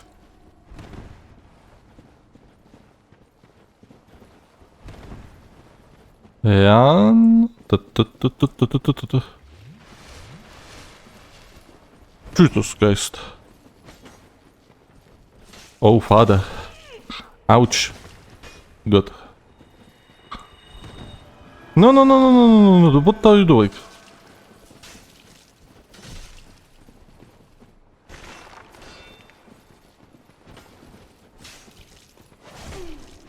Oh, no. Okay, so I think... Okay, we don't have any Estus Flask left. And his health is gradually replenishing.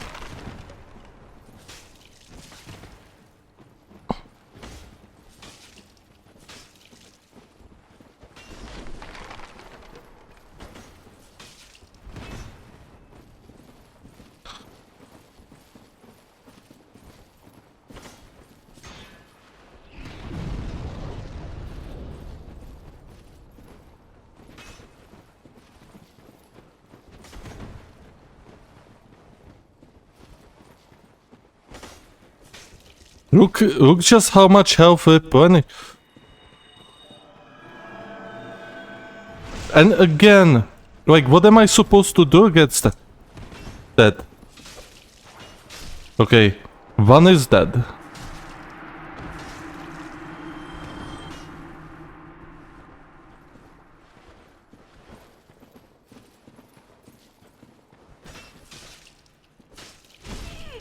Don't die. Oof.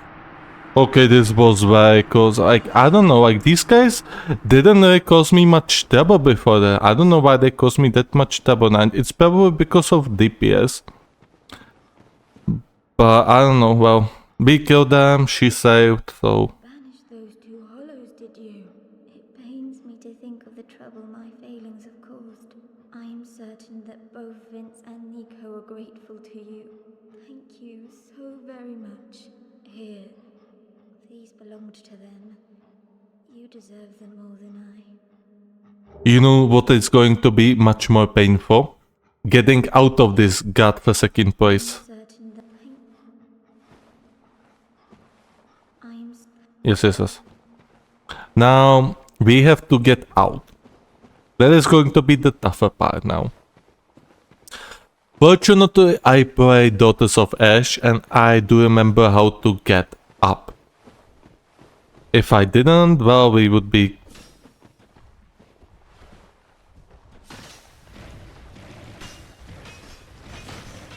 Wait, do we have fire bombs? We do.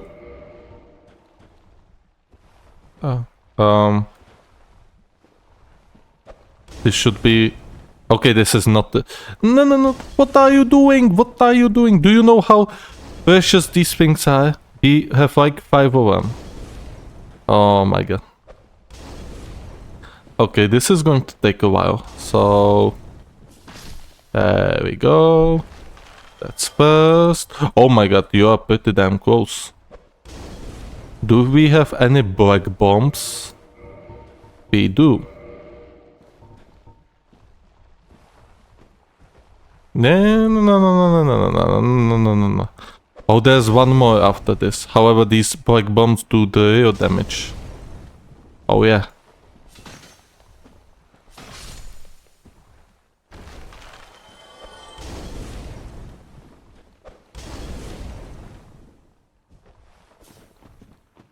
Just still bomb it in. And they dead. Nice. We escaped. Oh my god, you can see the game much more clear than I. Like, I cannot see it the way you can. Like, for me it is extremely dark, but for you it is quite bright actually.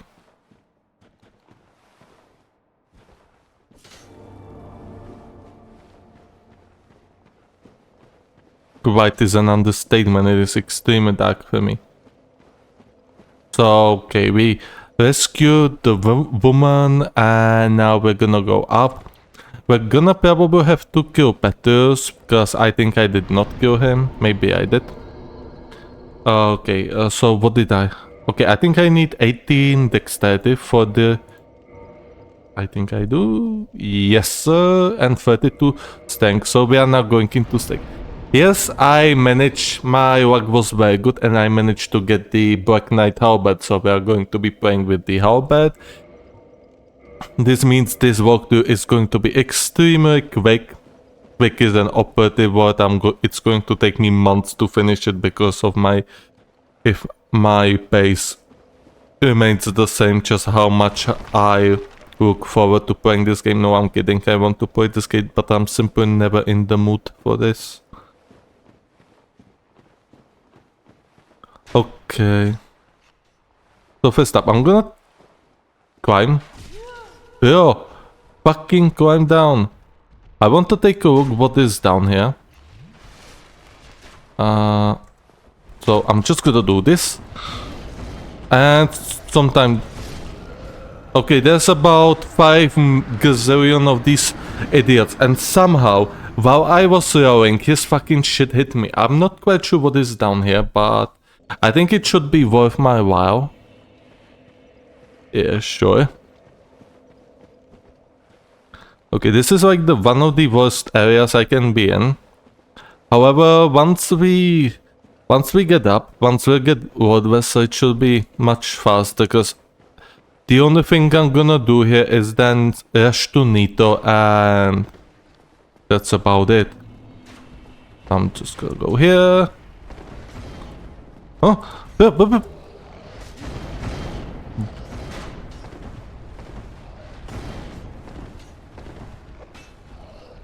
Oh, large divine ember. Okay, that was worth it. I think that was worth it. Not really, because I'm not going to be using divine weapons, however.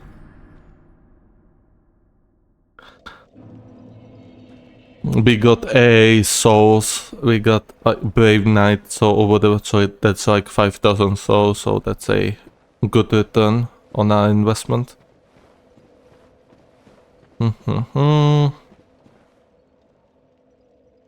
Oh my god, it's so much brighter for you. I envy you. Like, I really envy you because it is so. This game is so much brighter for the ones watching this stream.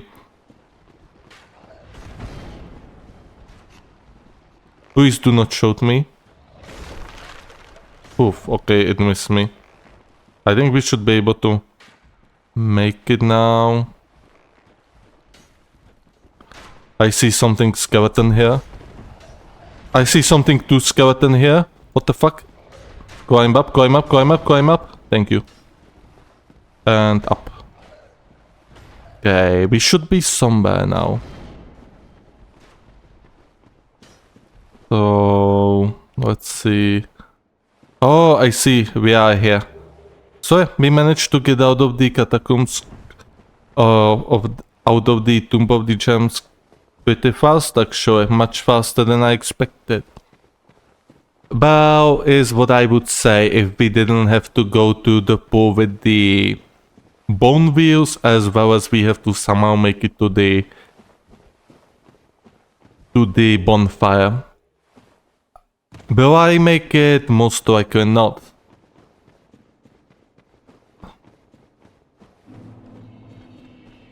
Jesus.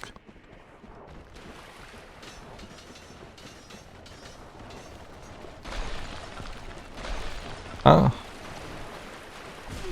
Okay, don't stop, don't stop. Jesus Christ.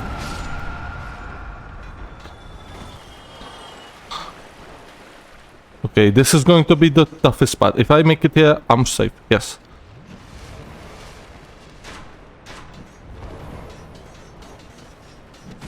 No, no, no, no, no, you know what? You know what? Screw this.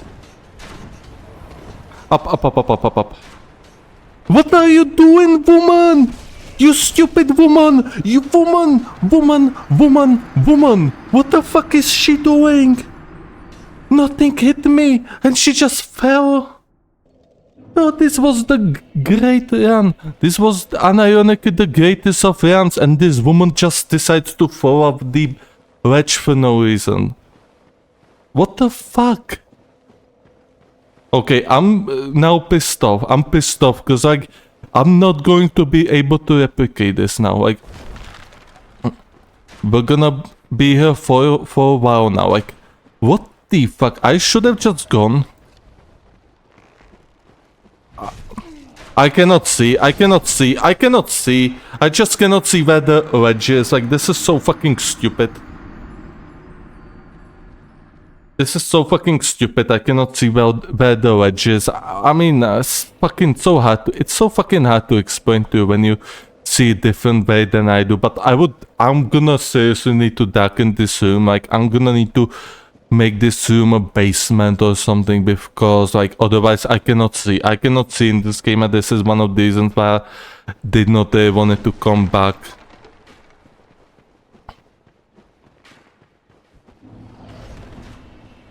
There it is. Climb, climb, climb, climb, climb. Please climb. There you go. Seriously, I could thought this was a good design.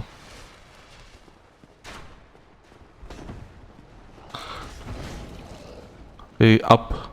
Yeah. And up. Oh, okay, we made it. Part 1 was successfully.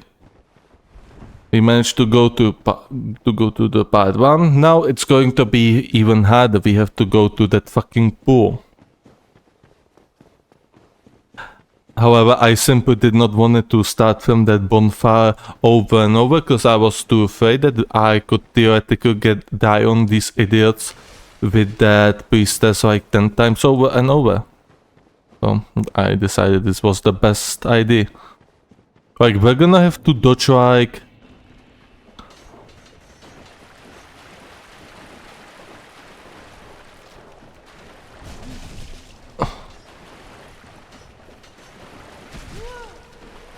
Yeah.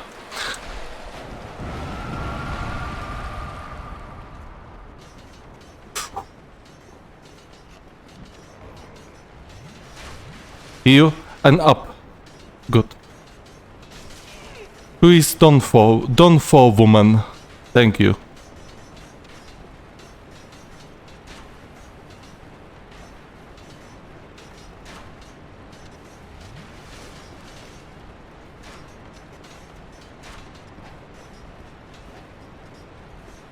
Okay, they fell down.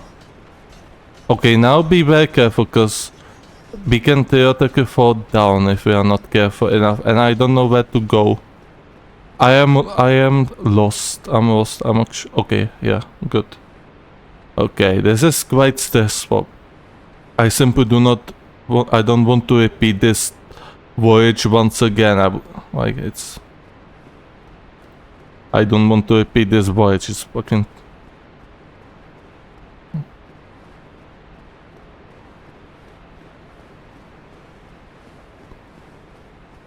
I think we can switch to the Grasker's shield now. And somehow we have to make it to the bonfire. We don't have any... Wait, there are no skeletons here? I could swear there used to be skeletons. Okay. Okay, don't panic. Think rationally. And it seems like we do not even have to think rationally, because we are near the bonfire. Oh my god, the skeletons are hoarding on me. They are going at me. They want that booty. Fuck, they want that booty hard. Fuck. Oh. Fucking Christ. I swear, this is one of the most... This is one of the most... stressful passages in the Dark Souls 1. Especially when you play it during daylight. Like, you cannot see anything. Even if you play Daughters of Ash, you cannot see jack shit. Like, I have very little idea where I'm going. So now we have to go one more step. Sit at the next bonfire. Bro, you cringe. Here.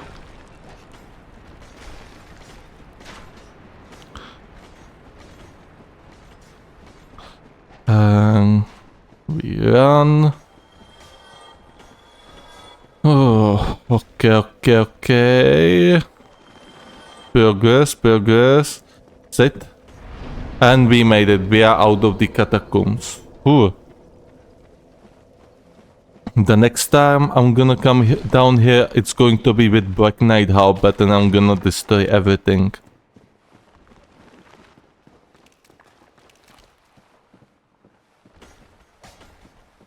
Okay. Ooh, this is stressful. This is very stressful. Okay. And yeah, this is also great design. Great design, like... Do you guys think I could have, avoided it? Like... Well, at least I'm out of the catacombs, so... Like, the only thing I have to go past is this one idiot skeleton placement, and we are out.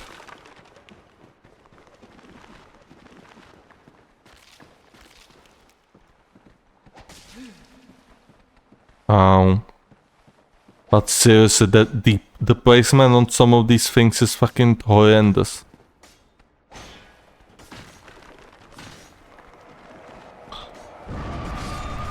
Nice. And we are out. Thank you very much. Hopefully we should be able to teleport to the Tomb of the Giants with the Lord Vessel now at least. So I don't have to make this voyage once again. I'm not sure if I got the Ring of Direct Seance. I'm not quite sure. I'm gonna check afterwards. If I did not, then I will probably get it afterwards.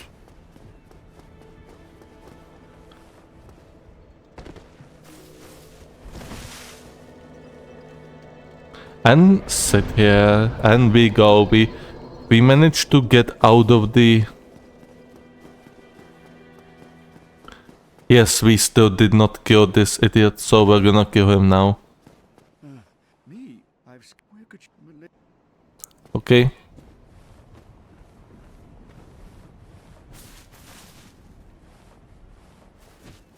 Yes, we're gonna attack with this heavy attack, and we're gonna kill him. By the lords! You damn fool! Enough of you! Feel the wrath of the gods!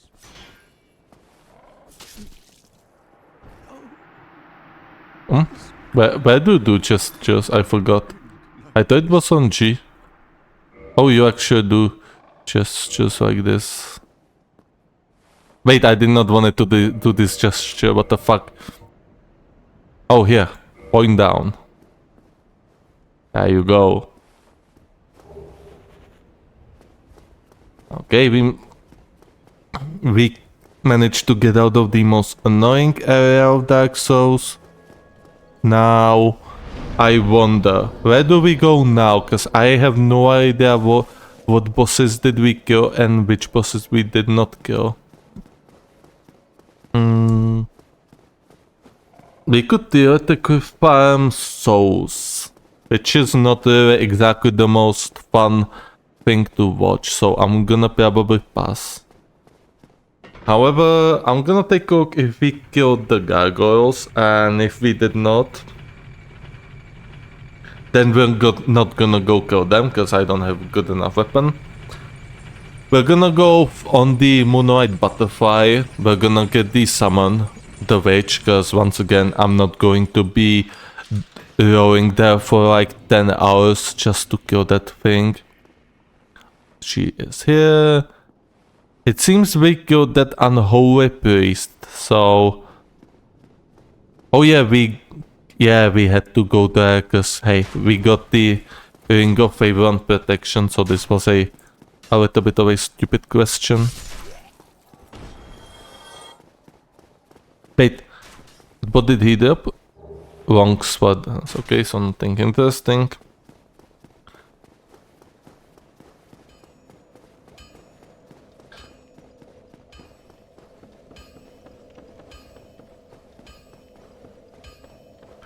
There we go. Alright, let's see. How many souls do we have? Quite a bit actually. We got a Firekeeper soul. We should make sure to not eat this one. And we're gonna eat all of these souls. Funnily enough, I think I'm actually never... I think I did not... I wasn't eating much of these. Oh yeah, that's because these souls had some sort of a thingy going on in the Daughters of Rage. They was giving some buffs, so I could not be spending them so easily. I still don't know why they did this, because I mean, that healing item was kind of interesting. However, when it gives you a... I don't know. I don't really know what to think about Daughters of Rage. There are things I enjoyed about the mod, however, there were many things I did not enjoy it. Especially the way they handled some of the boss fights. I simply did not enjoy this. But hey, that's up to everyone's preference. We're gonna finish the vanilla game. It's going to be more than enough for us, and... Hey. The one thing I did not like is that there were many items I had to find to progress to specific paths. However, those items would be in very strange locations. Like, you would not think about finding these items in such locations, and... What the fuck? Why did I... No. Oh, I don't want to do that. Pick item. Yes. Okay. Why did I eat? Use item. Yes. So 33k souls, that's going to get us to like 22 strength. I don't believe we can dual wield this just yet. Oh, we can dual wield this, so GG, we won. I'm gonna farm some souls, because I believe I already have some twin slaves, twin titanite shards for us, so we can upgrade this bad boy. And we're gonna start our easy souls right now. This should make this work too much faster. It's going to be much faster. That's why I even came back, because like we got the... Actually no, I wanted to play this game with dexterity build, but unfortunately I was not able to.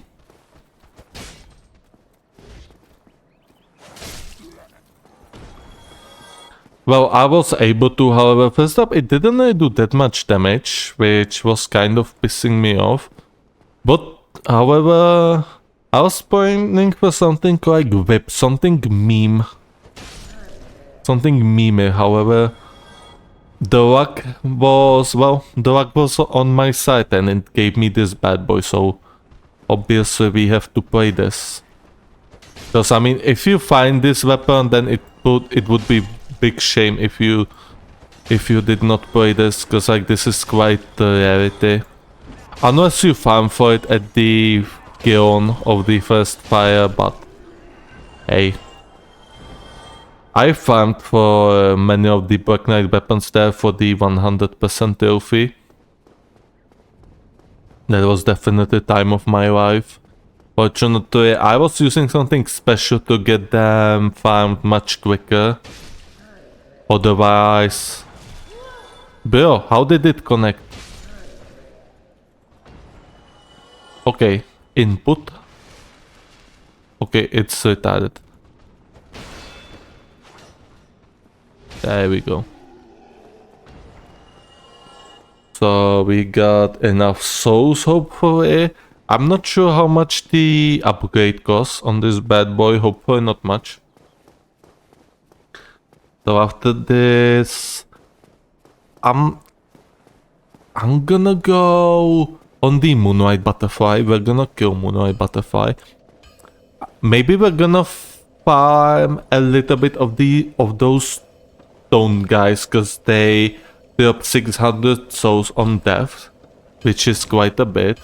And we do fatals, that's unacceptable. So unequip. Still fatals, that's very unacceptable. Okay, what about now?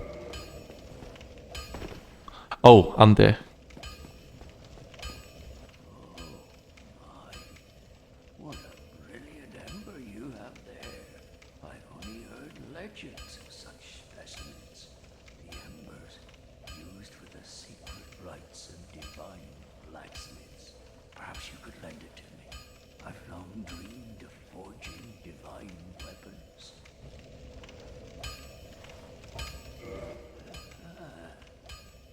Splendid. Splendid.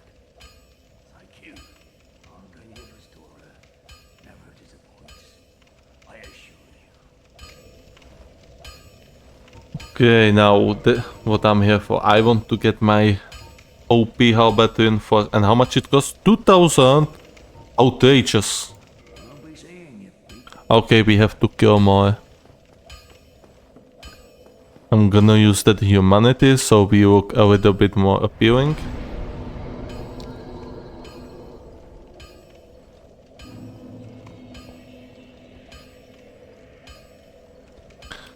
Okay.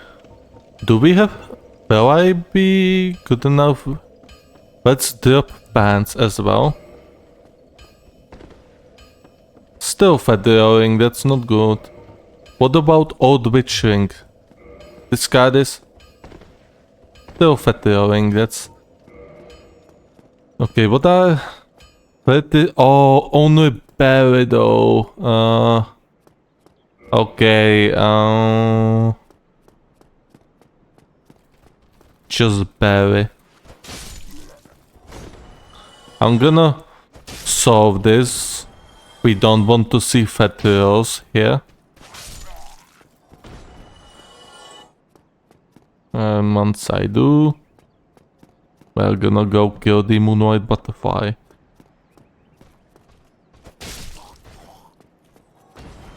Hoorah!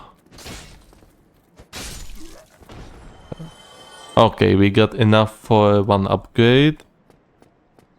You know what? We're gonna go farm those stone guys actually. That's going to be much faster than farming these small mobs. I'm just gonna upgrade my halberd one time and go straight to the forest. I'm not quite sure what I did in the forest. Maybe I got the halberd obviously, but I don't think I killed moon-white butterfly. Also, I have to remember to save 20,000 souls for Andre to buy his thingy for Sif. We should be able to kill Sif before getting to Anerondo. Yeah, as you can see, I was upgrading Rapier, but then this beauty came in. Twinkling Titan. It only costs one Twinkling Titanite, so we can upgrade it much further than expected. Wait, did I actually? No, I did not. Don't get yourself neither.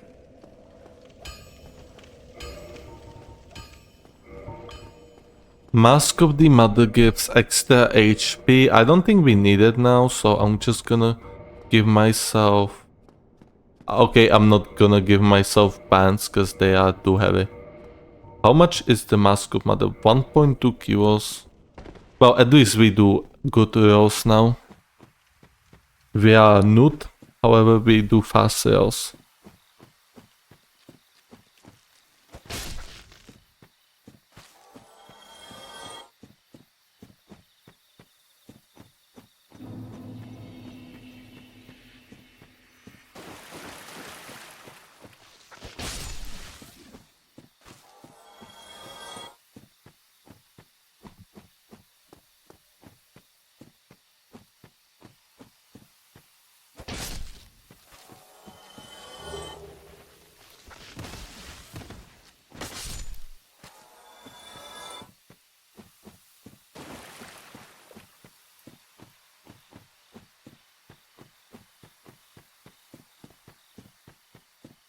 Oh, we actually were here before for the bonfire, so I'm not quite sure if we... Did we kill Moonlight Butterfly or not? Wait, I should have seen the soul, however I was not paying attention, so did we kill it? No, we only have Firekeeper, so that means we did not kill Moonlight Butterfly just yet. However, we were here though. So, I'm not sure what to make of this. What were we here for? I don't know.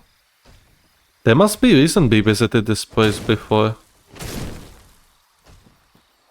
600 souls, that's good. That should fill our coffers quite quickly.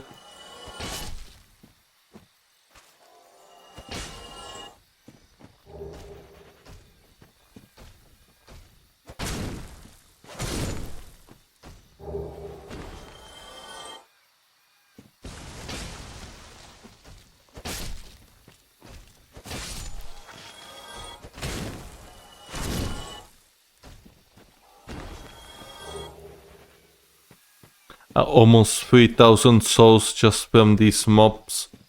That's very good.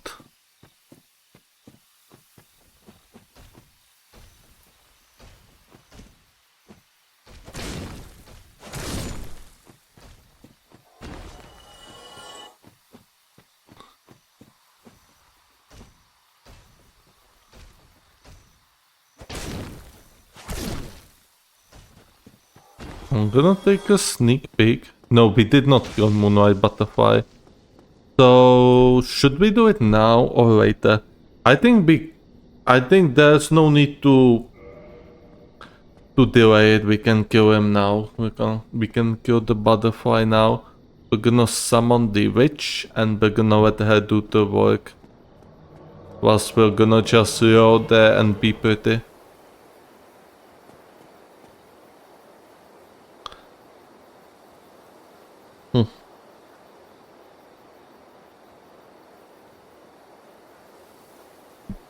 One thing I also did not understand about Daughters of Edge was the need for adding a lot of additional enemies to the boss fight. So like the Moonlight Butterfly, I don't know why.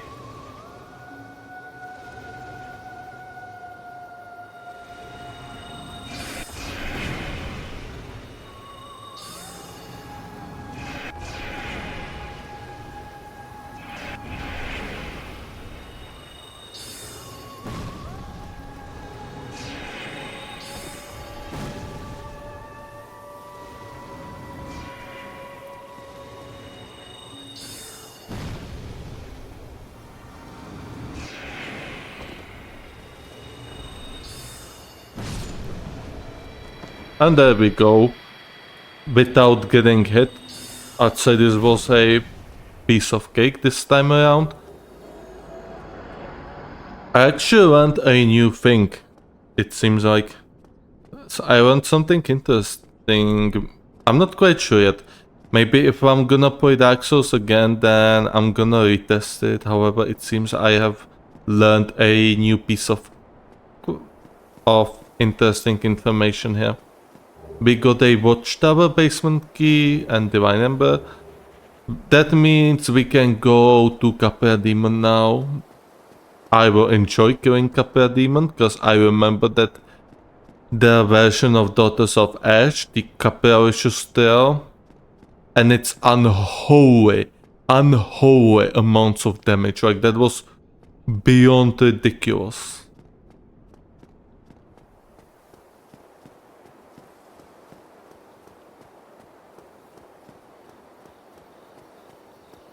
But yeah, this Capra Demon should be a pushover.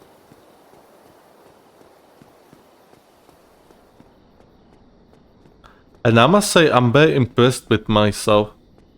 Killing this butterfly without getting hit. Well, my summon killed him to be more precise, however... Hey, still, you have to roll correctly. You have to make sure your timing is good, otherwise you're gonna die there. Hiccup, sorry. So if you roll poorly, then there's always chance that you're gonna die there. Do we get gas? No, we don't get gas.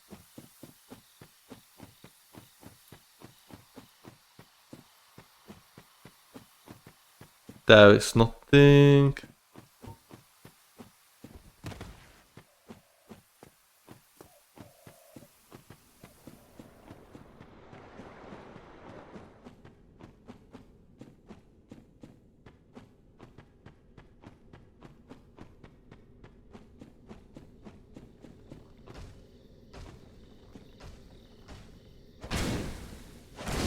Yeah, just go behind of these guys.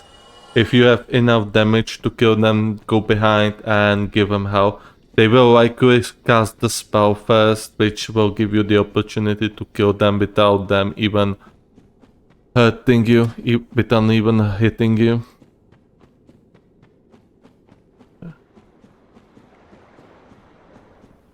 But yeah, I'm very lucky to have gotten that. How bad? Because like as you could see, I didn't even have the snake ring, the golden snake something that gives me an extra discovery rate. I didn't even have a mimic's head, so I was extremely lucky to have gotten that. And obviously, when Dark Souls give me a good weapon which is very lucky for, then I'm gonna obviously use it. I'm not gonna ignore it. I know it's not the best way for somebody who claims to be quite good at Dark Souls, however, hey. I know it's not the most ideal way to prove my skill in Dark Souls, but hey. I finished this game several times. I have nothing to prove to myself. So we're gonna level up the endurance and nothing else because we don't have enough cash for this. That means we can get the Mask of the Mother. We were also very lucky to have gotten it. Mask of the Father gives weight and child stamina. Mother I think is best for me right now because I definitely need some extra HP. It's a little bit of HP, but hey, every little bit of it counts. Plus we got our first piece of armor. I think we're gonna get up to 30 equipment weight and 30 endurance, and then we'll see if I'm gonna keep upgrading. I will probably farm some of these guys in the Darkwood Forest. Hey, maybe not. We'll see. We'll see in how good mood I am. There we go. Blooded Mosquam. Oh yeah, boy. Unfortunately, we do not have to do the Daughters of Ash style. We can do the backdoor, which is how we get there in the first place. However, we had to climb up to the heights instead of going to the Gaping Dragon film, the Copper Demons in a location. That was not a pleasant journey, and I had to do it several times before I finally got to the depths. Once you get the bonfire in depths, it's fine. However, the Gaping Dragon boss fight was also very trash. Like, I'm not sure if it was designed so you cannot kill him. However, like, I tried to kill him, but I simply wasn't able to. Like, I was doing negative damage to it with plus 10 club. Like, I simply said, alright, I have enough. And well, I did not say that at that time, but I said, okay, I have a major issues with some of these game mechanics. Bro, stop ganking me.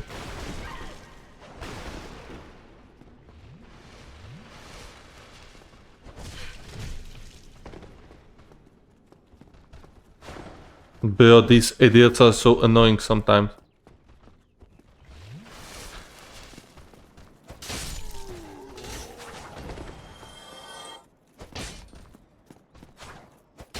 And there you go. Now, be so glad and die.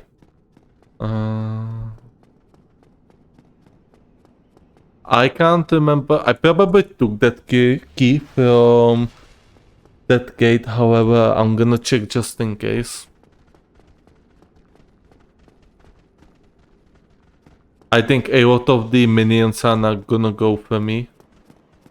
Oh yeah, this was also funny. I'm not sure if I did this on my Daughters of Ash playthrough or if I did this on my current playthrough, but I managed to reach the gate before it closed.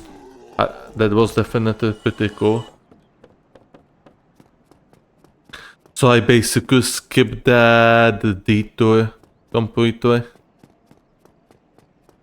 But I think I killed the... Yeah, and I also killed the boar. That was also quite funny because I managed to get the boar stuck in that gate. That was...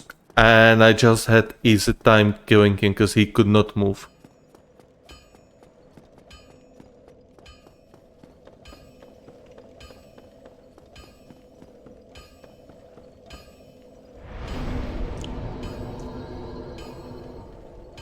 More stamina or more damage? I think we need more stamina. Well, we need more strength as well to properly wield this weapon. We still need 10 more strength, but we'll get there. So now, what do we do? I say we kill gargoyles, and after that, we're gonna head to Capia Demon and Gaping Dragon. And just for you, because I know I'm using the Black Knight Halberd, I'm gonna go to the Bright Town to that Warsuit instead of going to the Easy Street. Sounds good? I think it does.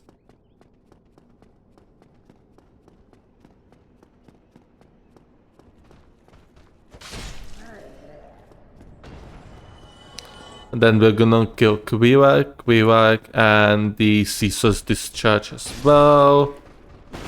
Do not walk onto these idiots or you're gonna die. So you can walk on them now. Fuck, an assassino. There we go. We got the range, and they are dead. They are very dead.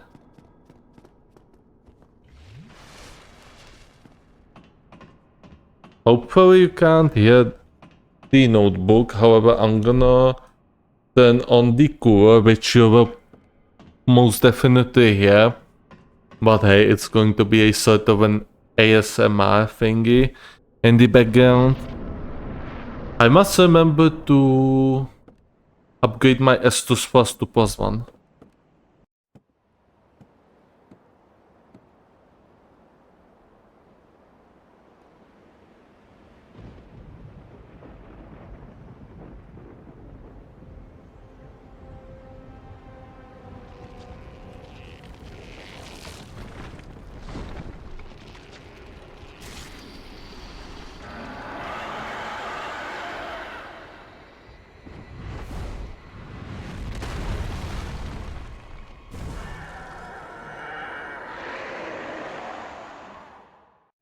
Okay, this should be easy street.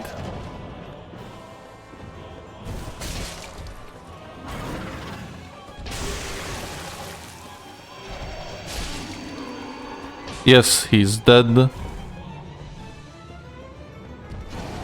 Oh my god, this was close.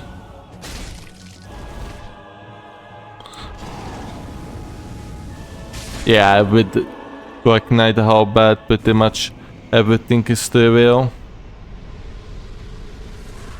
But again, this is the second boss fight we did without getting it, so I am very pleased.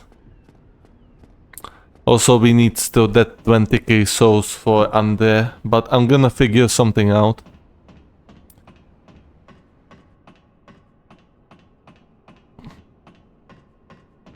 I'm thinking now.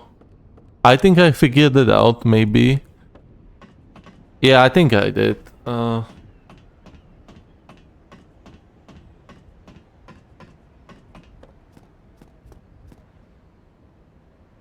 And we rang the bell. I'm not sure if you can hear the noises. I'm gonna actually see if you can hear it, so give me a moment. I'm gonna unplug and replug.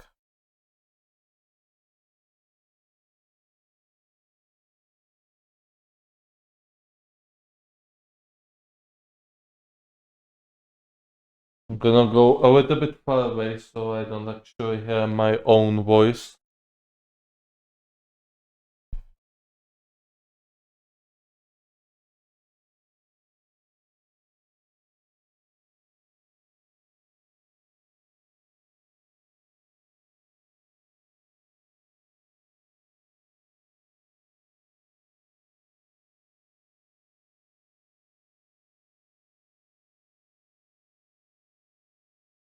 Okay, it stopped so we can...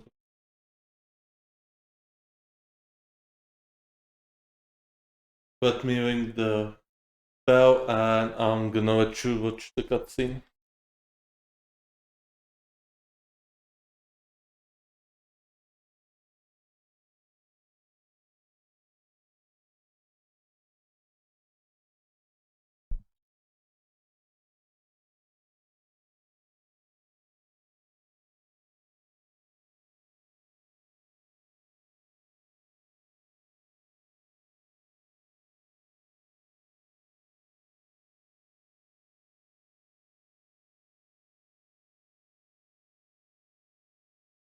Yep.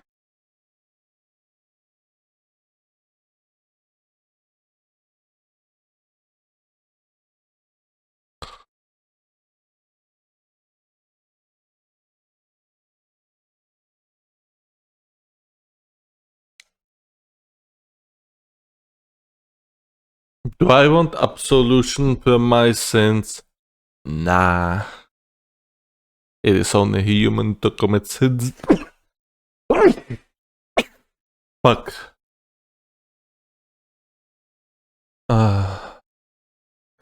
So, Blighttown it is. Not Blighttown, Depths. I'm still thinking about the best way of getting those souls for Undead, and I think I have figured it out. I'm just gonna kill Gaping Dragon. That's probably the best and fastest solution. So, let's see. I would prefer to kill at least 3 more bosses. The Capra Demon, the Gaping Dragon, and the...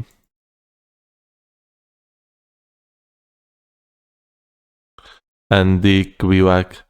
And the Caesar's Discharge as well, so 4 bosses.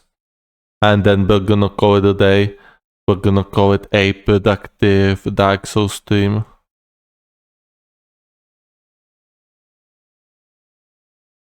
As you can see, the boy is dead as well.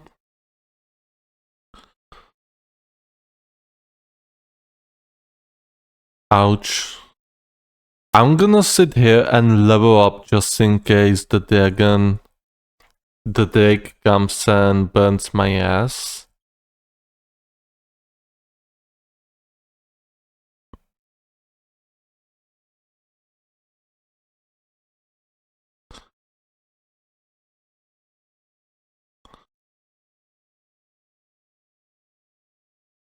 Will I make it? No, I'm not gonna make it. I'm not gonna make it at all. Well, maybe I would be able to make it.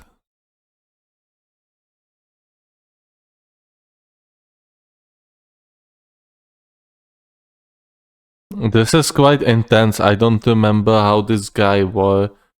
Oh, I have a bad idea actually. I'm just gonna kill him. That's better. With this halberd, nothing is impossible.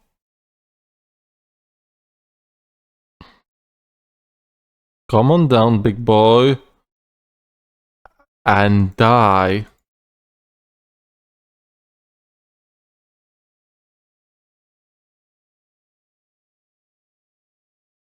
And be dead. He was really close to dying though, like very close. This is quite annoying. I'm not sure what should I do about this guy. I want to kill him. I'm just gonna kill him and... Oh no, he just left, so that means I can simply go with my path now. I can simply go now because he left and he won't be returning this day.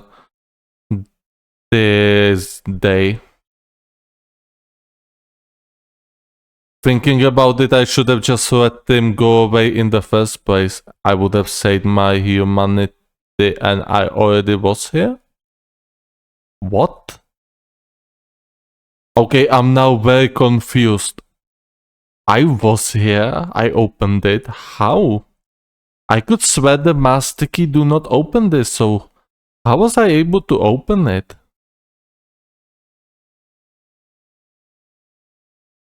Yep, I managed to even get here.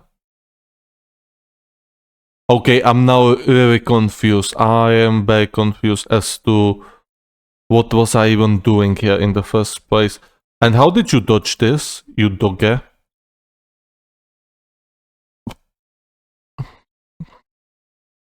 I hate these dogs. Throughout like 6 of their games, we've already saved this guy, so we were here. But we left. I'm not quite sure why though.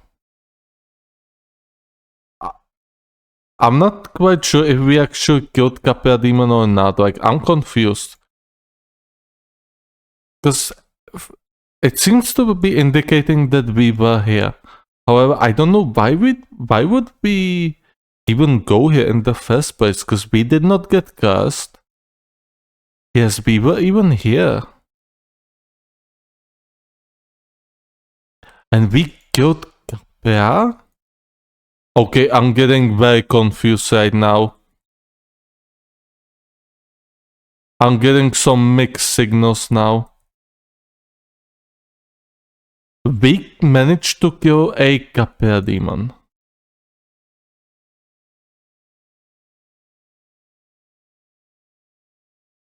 I quite don't understand what is going on here. Oh, I think I know why. We were probably going for the...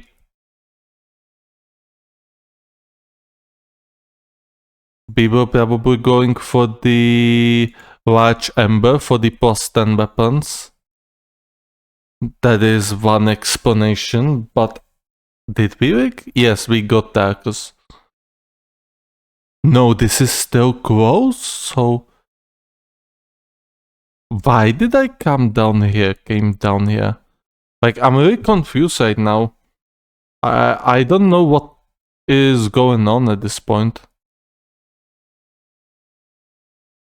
So this means the shortcut here is opened, right? I'm really confused right now. I don't know what's going on. So apparently I killed Capra Demon on this save. Although I don't remember doing this. Like, at all. We have this shortcut open, so we're gonna rest at the firing.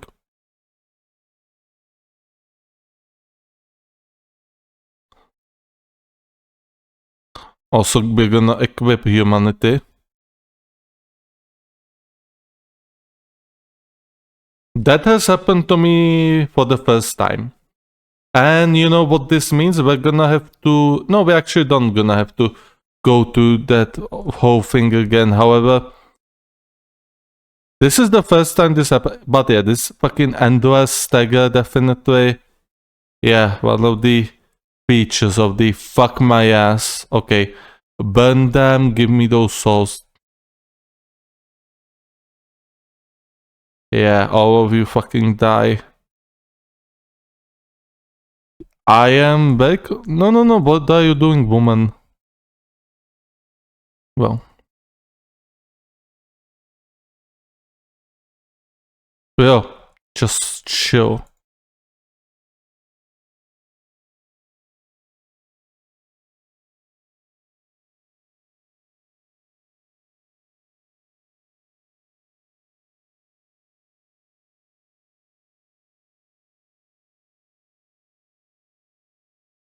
So, Capet Demon is dead, huh?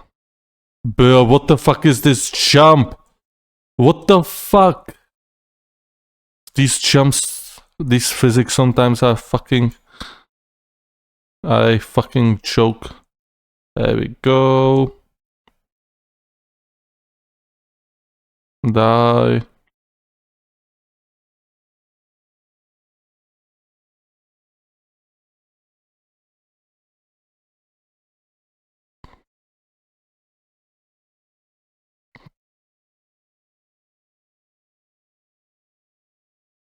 Okay.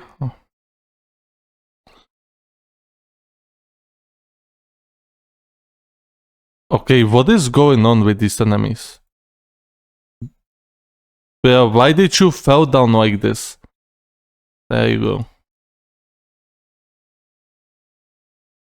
Yeah, again. There you go. And we're gonna sit at the firing shrine.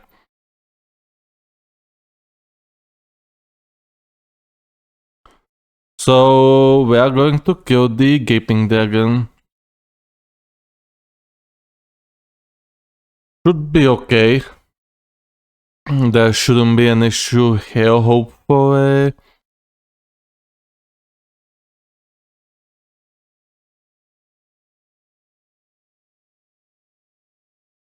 Okay. Come on, move. That was close. And just rush this. No need to kill these enemies.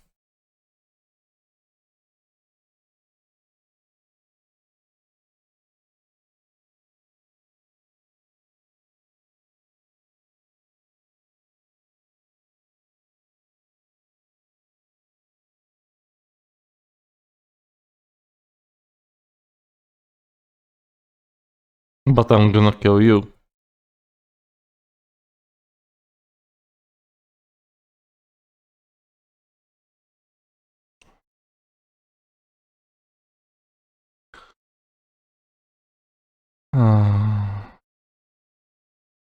Do I want to do this the quick way or the wrong way?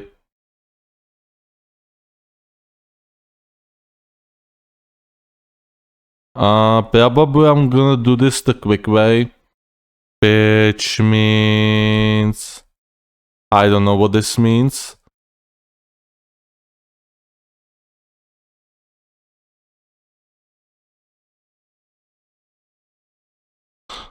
Jesus Christ.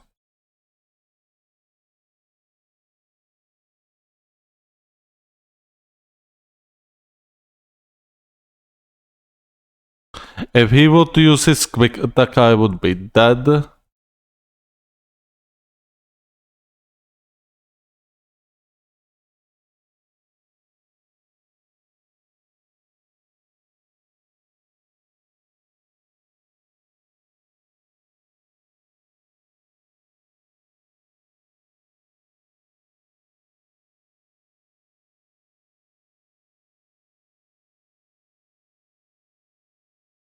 There we go.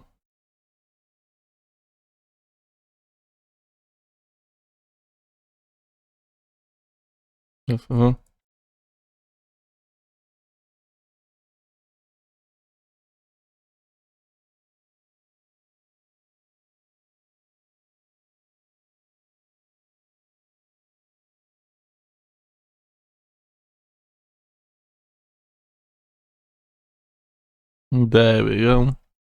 We were actually playing Pyromancer on the Daughters of Fish, however, as I said, I'm not going to be playing that mod again. Fuck off.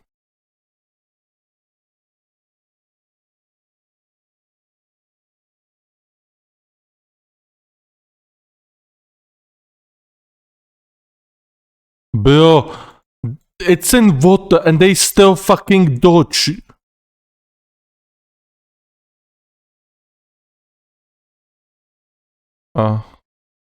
Like, I'm just gonna kill him either way. I'm not gonna kill him either way.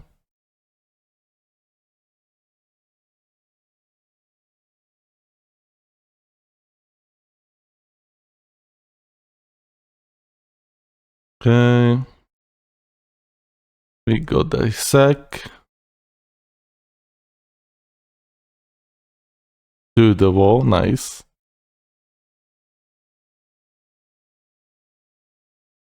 Watch Ember, we're not gonna need it this way too. And we're gonna kill the giant right now. But before that, we're gonna... screw this, we don't need this.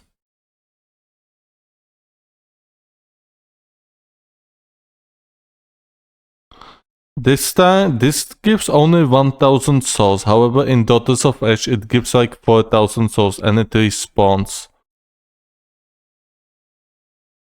And we missed it. We bloody missed it. But it is what it is. Jesus Christ, so many rats. Let's go up. Okay.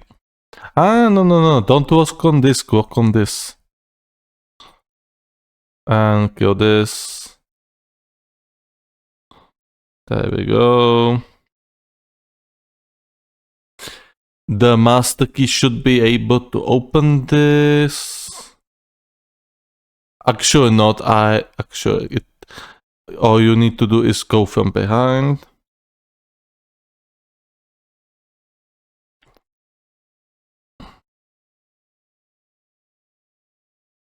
Yeah. Chill out for you. There we go. We sit here. Now I'm thinking, yes, I'm gonna need more than 5 astuces. I'm gonna need about 15, maybe 20 to actually get to, however, It should be okay. Like if I ever run into problems with humanities, I'm just gonna install a quick extension to farm them quicker, cause I don't want to be farming for. I am not interested in farming credits for humanities.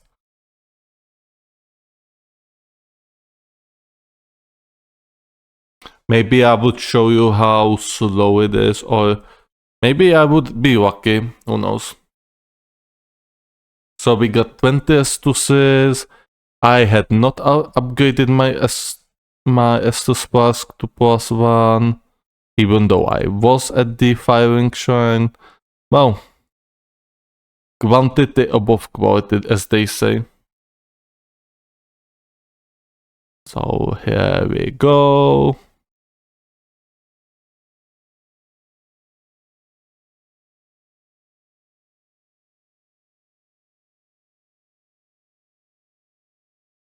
We got the merchant here, but we're not gonna trade with him. After we kill this priest...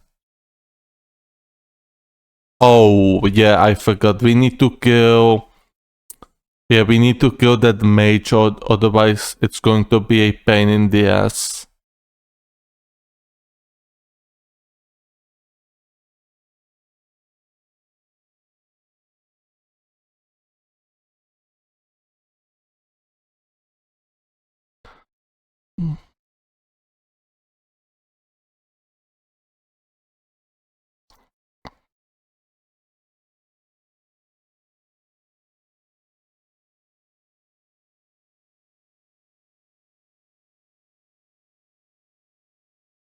Great text. No humanities from these sets. Ouch. From one shot it poisoned me. Okay.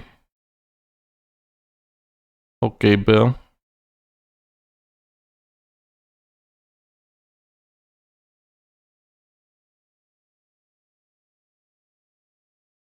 Sewer chamber key. Oh yeah, I think I know for what it is.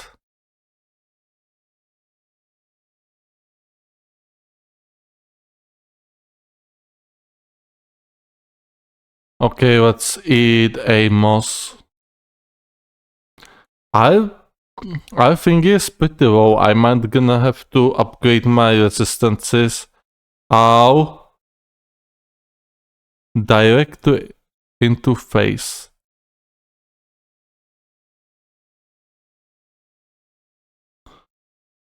Oh my god, what the fuck is that damage? Yo, what the fuck is that damage? Oh, fucking hell. Fucking rats. I hate rats. First up, one of these stupid rats just poisons me in one go. Like that, I have... How much resistance I have? 10. Okay, I'm gonna have to upgrade my poison resist as well. Because 30 is simply not enough. Wait, why do I... Oh my god. Just let me get to that boss fight. And don't fucking spawn these fucking stupid mages here. I'm gonna get my souls because it's 15,000 souls. And I'm gonna be done with this area.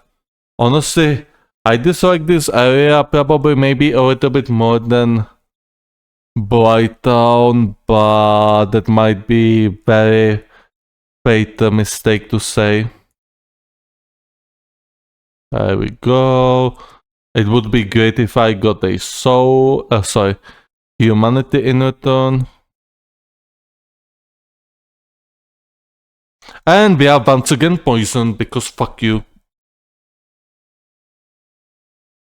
Fucking shit. And I, like, what am I supposed to do?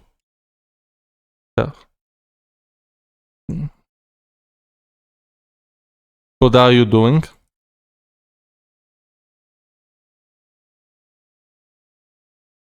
I'm gonna move my mic here to adjust my location, but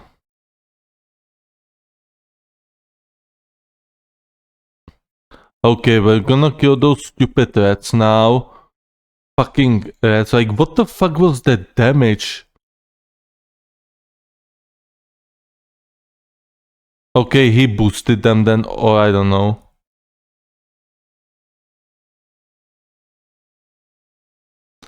Well, at least the mage is gone.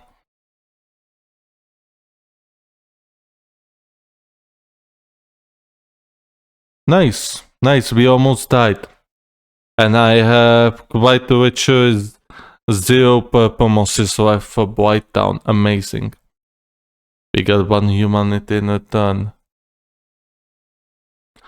The mage should not be firing at us once we enter the arena, or as we'll be entering the arena, so we're gonna go back and kill Gaping Dragon now.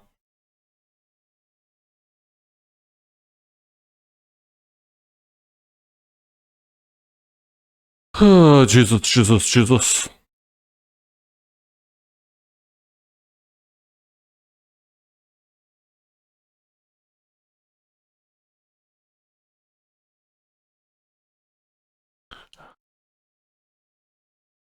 After that, we're going on Quirk and Caesar's discharge, and afterwards, we are going to wrap this up.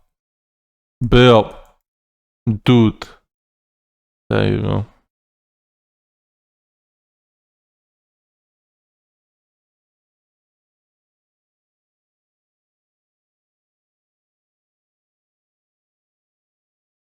It would be funny if you could just defeat this boss simply by shooting arrows at it from outside the arena. That would be pretty neat detail for the archers, but hey. Unfortunately, we cannot do this in the game.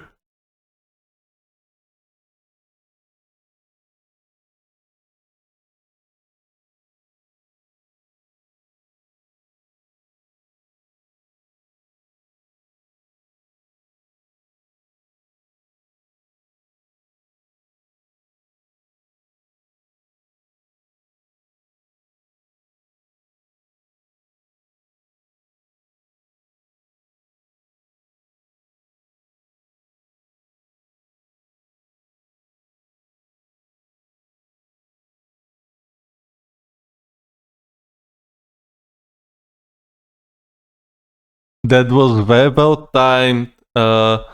Subscribe segment from Barry Harrington. We're just gonna move around this idiot. Yes, this is exactly what he does. Just make sure to not get hit by it. Hit this there. Okay, here. Wow, he actually takes a lot of... Okay, so I may have been trash talking the Daughters of Ash premature because he seems to be dealing quite a bit of damage and... Okay, you check this, I saw this.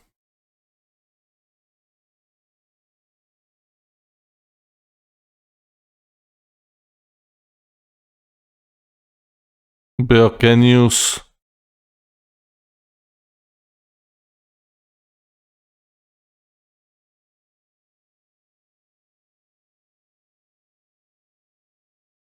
Okay, I was trash talking the Daughters of Ash premature then, because I clearly poorly remember that his health pool. I could swear he had much less health, but...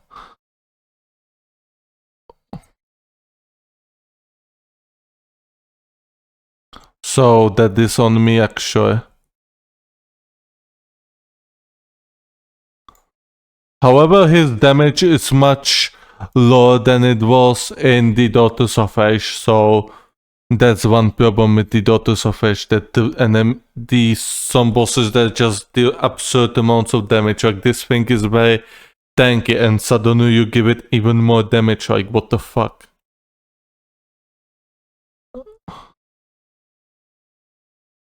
Like either make that thing even more tankier or make it less tanky and give it more damage. Do not give it more damage when it is already very tanky. I thought that I should be dealing more damage to it. However, it seems I was in the wrong here. And the mod was not screwing me over then. You might be wondering what I'm doing right now, but I'm just doing an action with my ear. There we go. I'm gonna go to the bonfire, level up a bit, and head straight to the Andre and buy the Artorias crest. You know, okay, so that means we're gonna do Sif instead. And afterwards, I think I'm just gonna cut this short, hey? This will be like the Sif will be 4th boss, so I think that will be enough. 25 strength, there we go.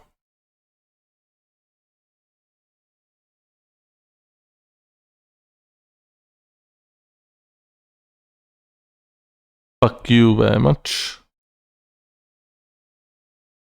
Just roll.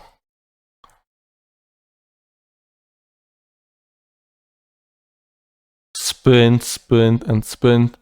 Do not stop, and you should not be caught by any of these slimes. Move up here. Kill these tiny bugs, and you should be golden.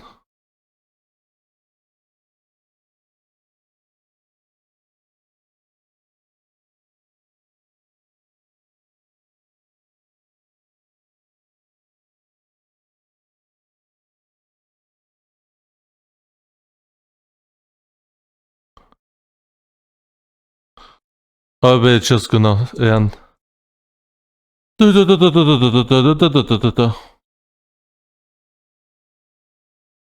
Bro, are you motherfucking kidding me now? Are you fucking kidding me now? What the fuck is that damage? It does more damage than a fucking boss fight. Fucking cocktorch.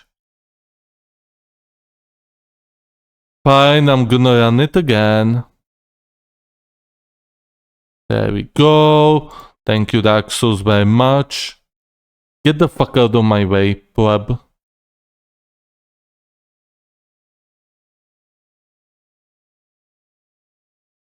Alright, we're gonna do this one more time. And this time I'm just gonna murder them all, cause I cannot leave them alive, cause these idiots simply do not value life.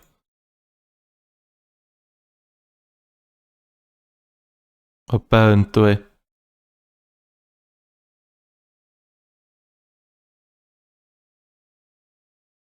So we're gonna systematically kill them.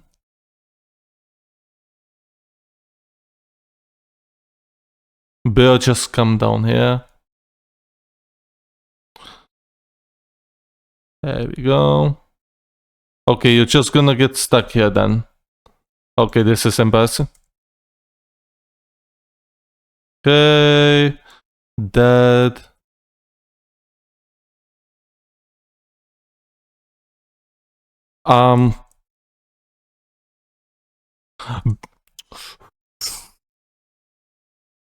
Seriously. Okay, die.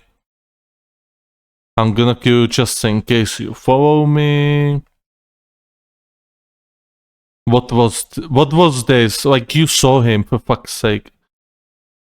Okay. I apparently cannot get up. I cannot. What? And she just fell. No, yes, come over here and die.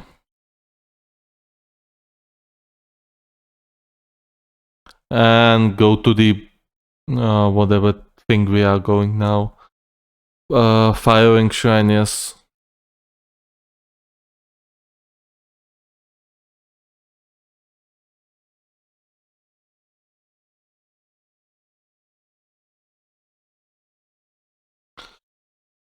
Okay. Now just don't die. Simple as that.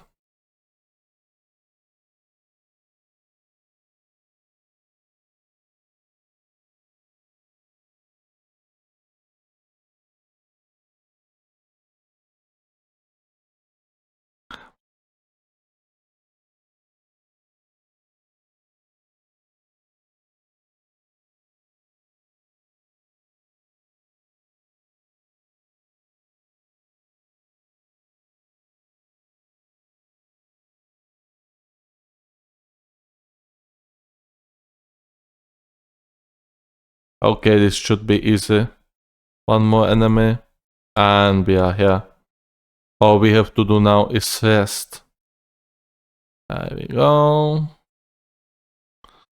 And we made it out of the depths. And we're gonna go for Sif now.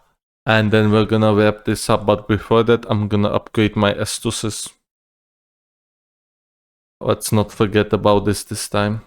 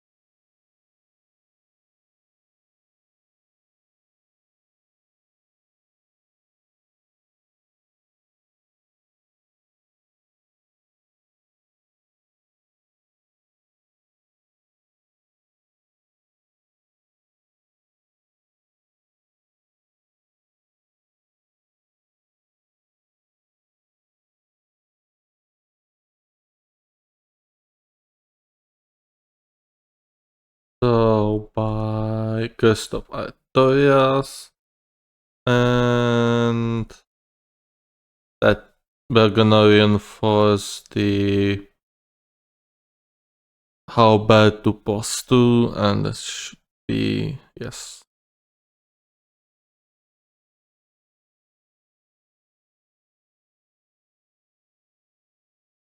I could reinforce it to boss 3, but I don't see a reason right now. It should be more than enough to kill Sif regardless.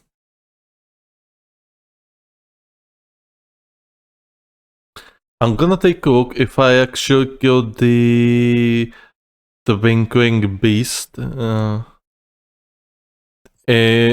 to the entrance to the area with Hydra, or if I did not. See. I don't see. I'm gonna take a closer look.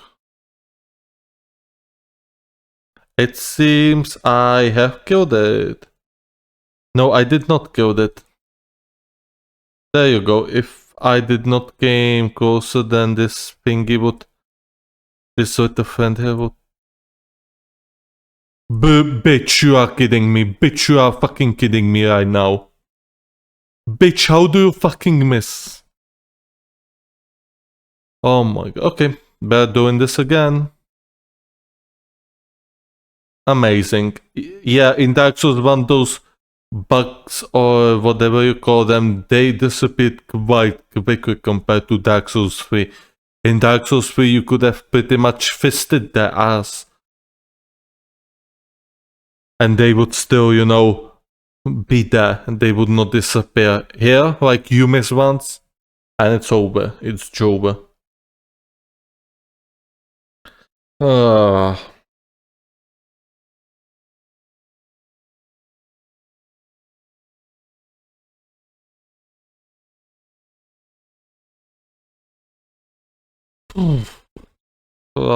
please hit them next time, otherwise I'm gonna be very angry.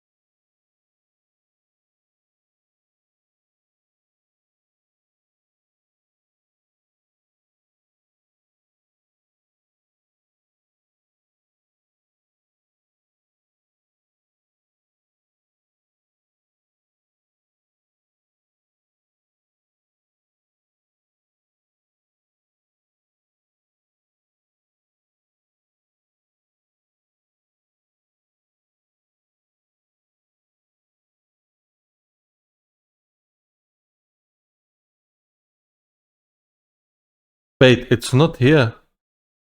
What the fuck? Why is it not here? What the hell? It was... No, I'm gonna go... I'm gonna restart.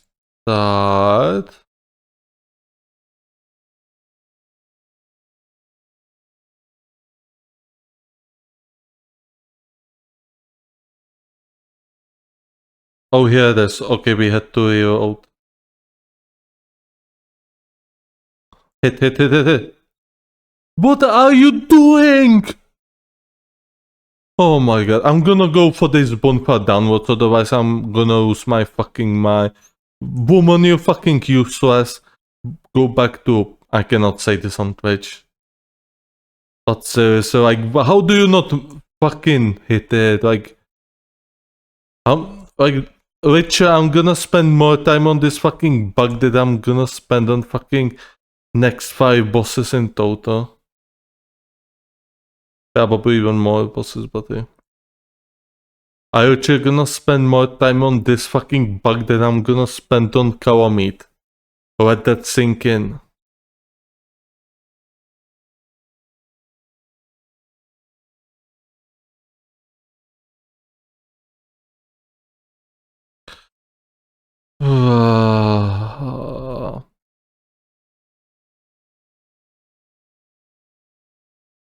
Just fucking hit them.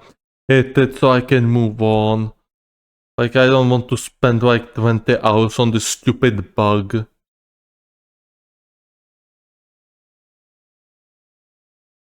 Okay, it's not here again. We're gonna go here. And we're gonna restart. I'm not sure why it does it, but hey. At least we know how to fix it.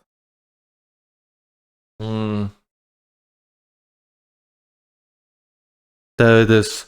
This time I'm gonna be very safe. There we go. 2 Titanite twinkling Titanites. We only need 1, I believe, for this. How bad? Or maybe 1, 1, 2, 2. Okay, we still need 3, but we should have Halberd to +4. Like, +2 wasn't already OP enough, but yeah.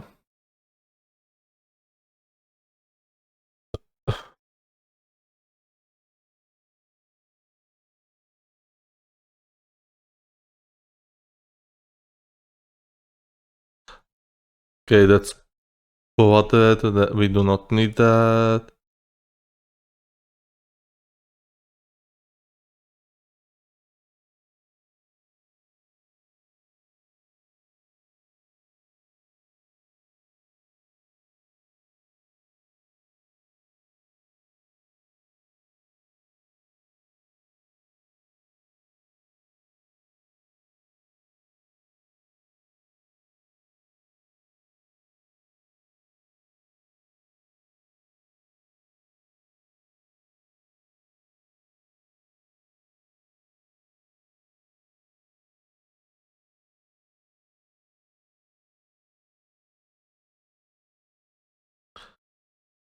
I'm thinking whether to farm these foods or not. I think, well, we ought.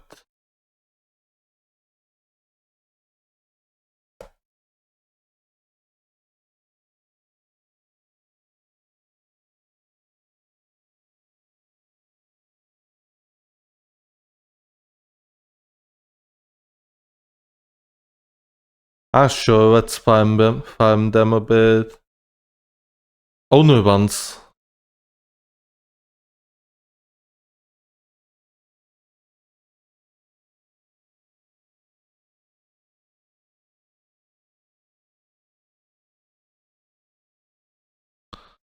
Oh, here's the priest.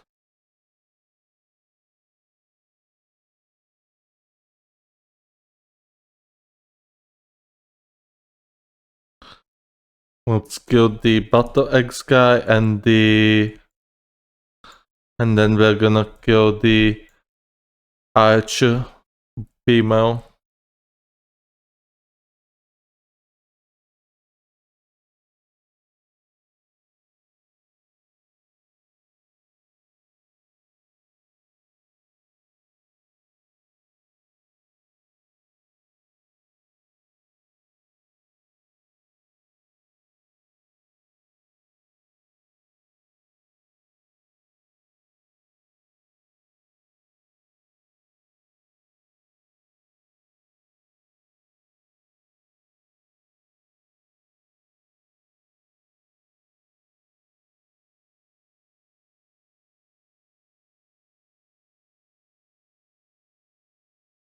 When humanity's black bow of forest, that is a very good bow.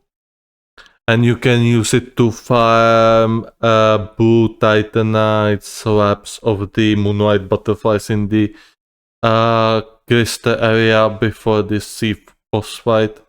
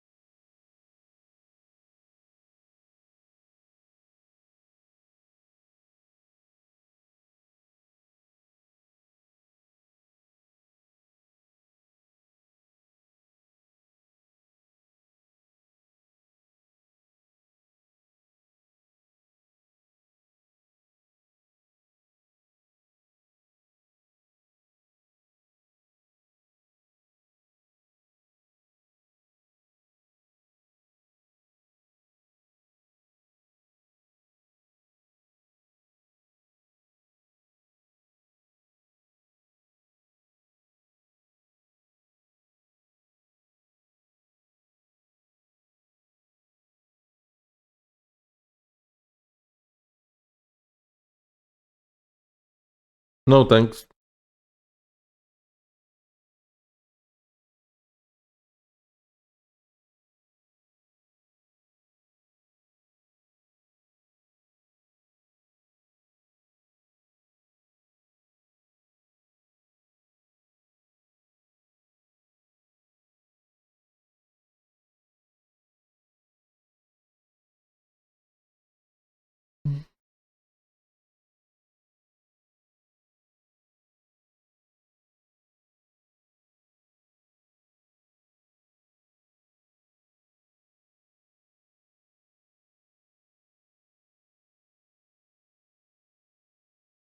Okay,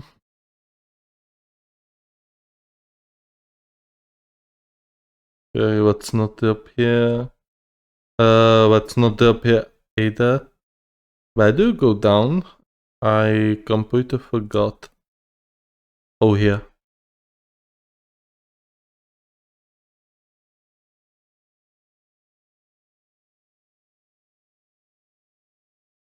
Oh, nothing. It's nothing.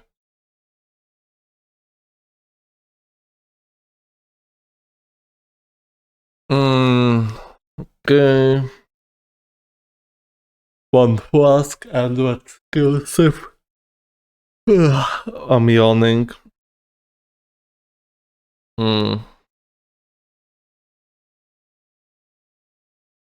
I like that the cat does not get angry at me for killing Sif and for, getting that ring from the grave.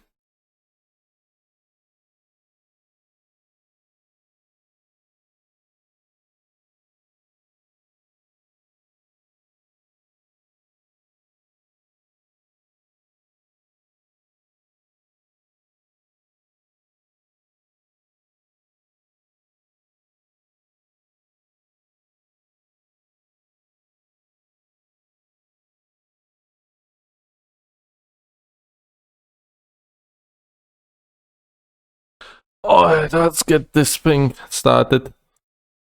Okay, that was a faster.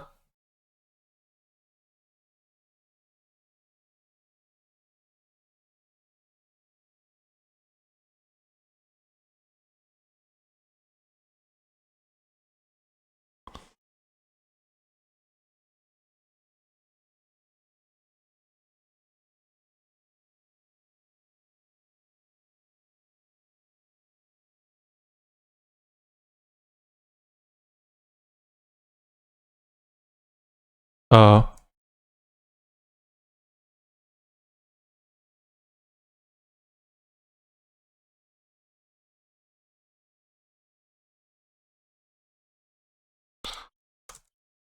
and we died. We actually died. That was a bad start. I got hit by this, and yeah, it went downhill from there. Okay, so this is my first defensive after like 6 playthroughs, unironically. Like, I have not died on this boss for like 7 straight playthroughs, and I'm not even capping you. And I was not using things like the Black Knight halberd, so I'm a bit disappointed in myself, but hey. Okay, we have to get out. Get the fuck out.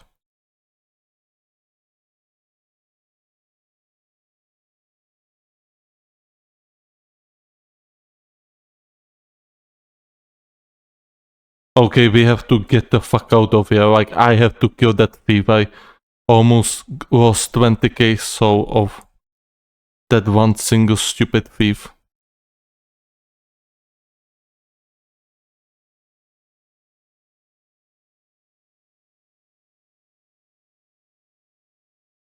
Okay.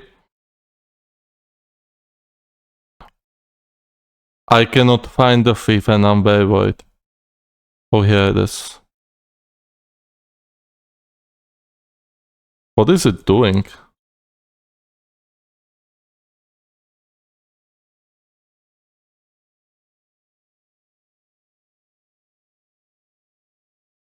There we go. Jesus, we almost lost that 20k souls. Still pissed off. I mean, that's because I'm going here so I mean, not underleveled, but hey, like, look at me. Look at my fucking equipment. I don't even have armor to begin with. Of course, I'm gonna take a lot of damage. Fuck's sake. And I could have actually just simply go and level up, but I mean, that would be too easy for me. Come on, I'm just gonna kill her on the second try and wrap this up, cause hey. I mean, that was also the thing that she just were, you know, reversing. Like, I've never seen her do this, to just keep reversing. Like, this is the input, you know, reading inputs, I guess, because I mean, she saw I was going straight forward, so she was going backwards. Like, yeah, I was going backwards, because like, I never seen her do this though. Okay, he dodged it.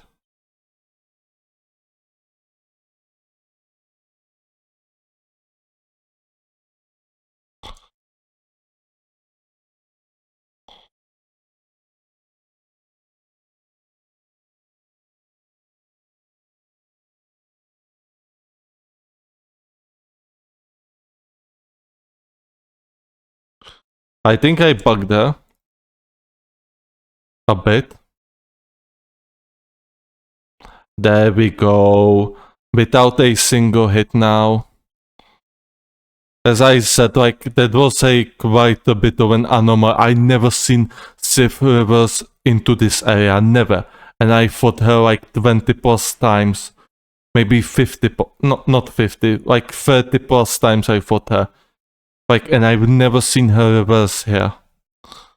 Although this is much better boss fight than it is than the boss fight here in Daughters of Ash, by the way. In Daughters of Ash, it's very trash. Although I think I beat it on the first try or the second try, however, yeah, that's also one of the reasons. Why Daughters of Fish is simply not as good for me. So let's level up.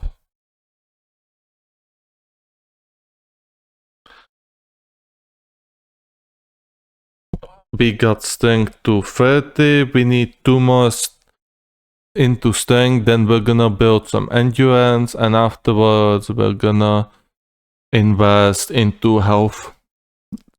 And a little bit into resistance. But that's up for later.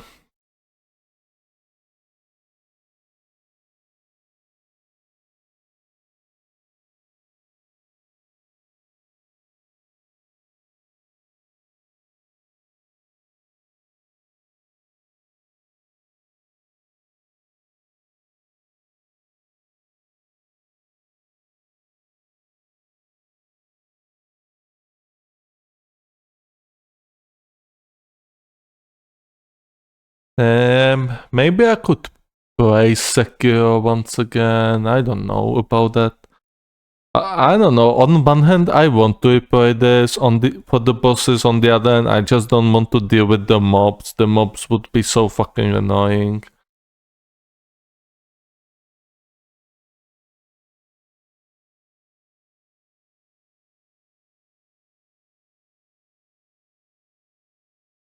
Oh yeah, I forgot I got the Divine Ember.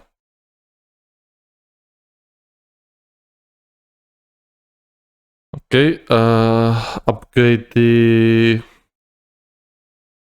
Where is it? Here. 2 plus 3, 2 plus 4, and plus 5 is 4 Twinkling Titanites.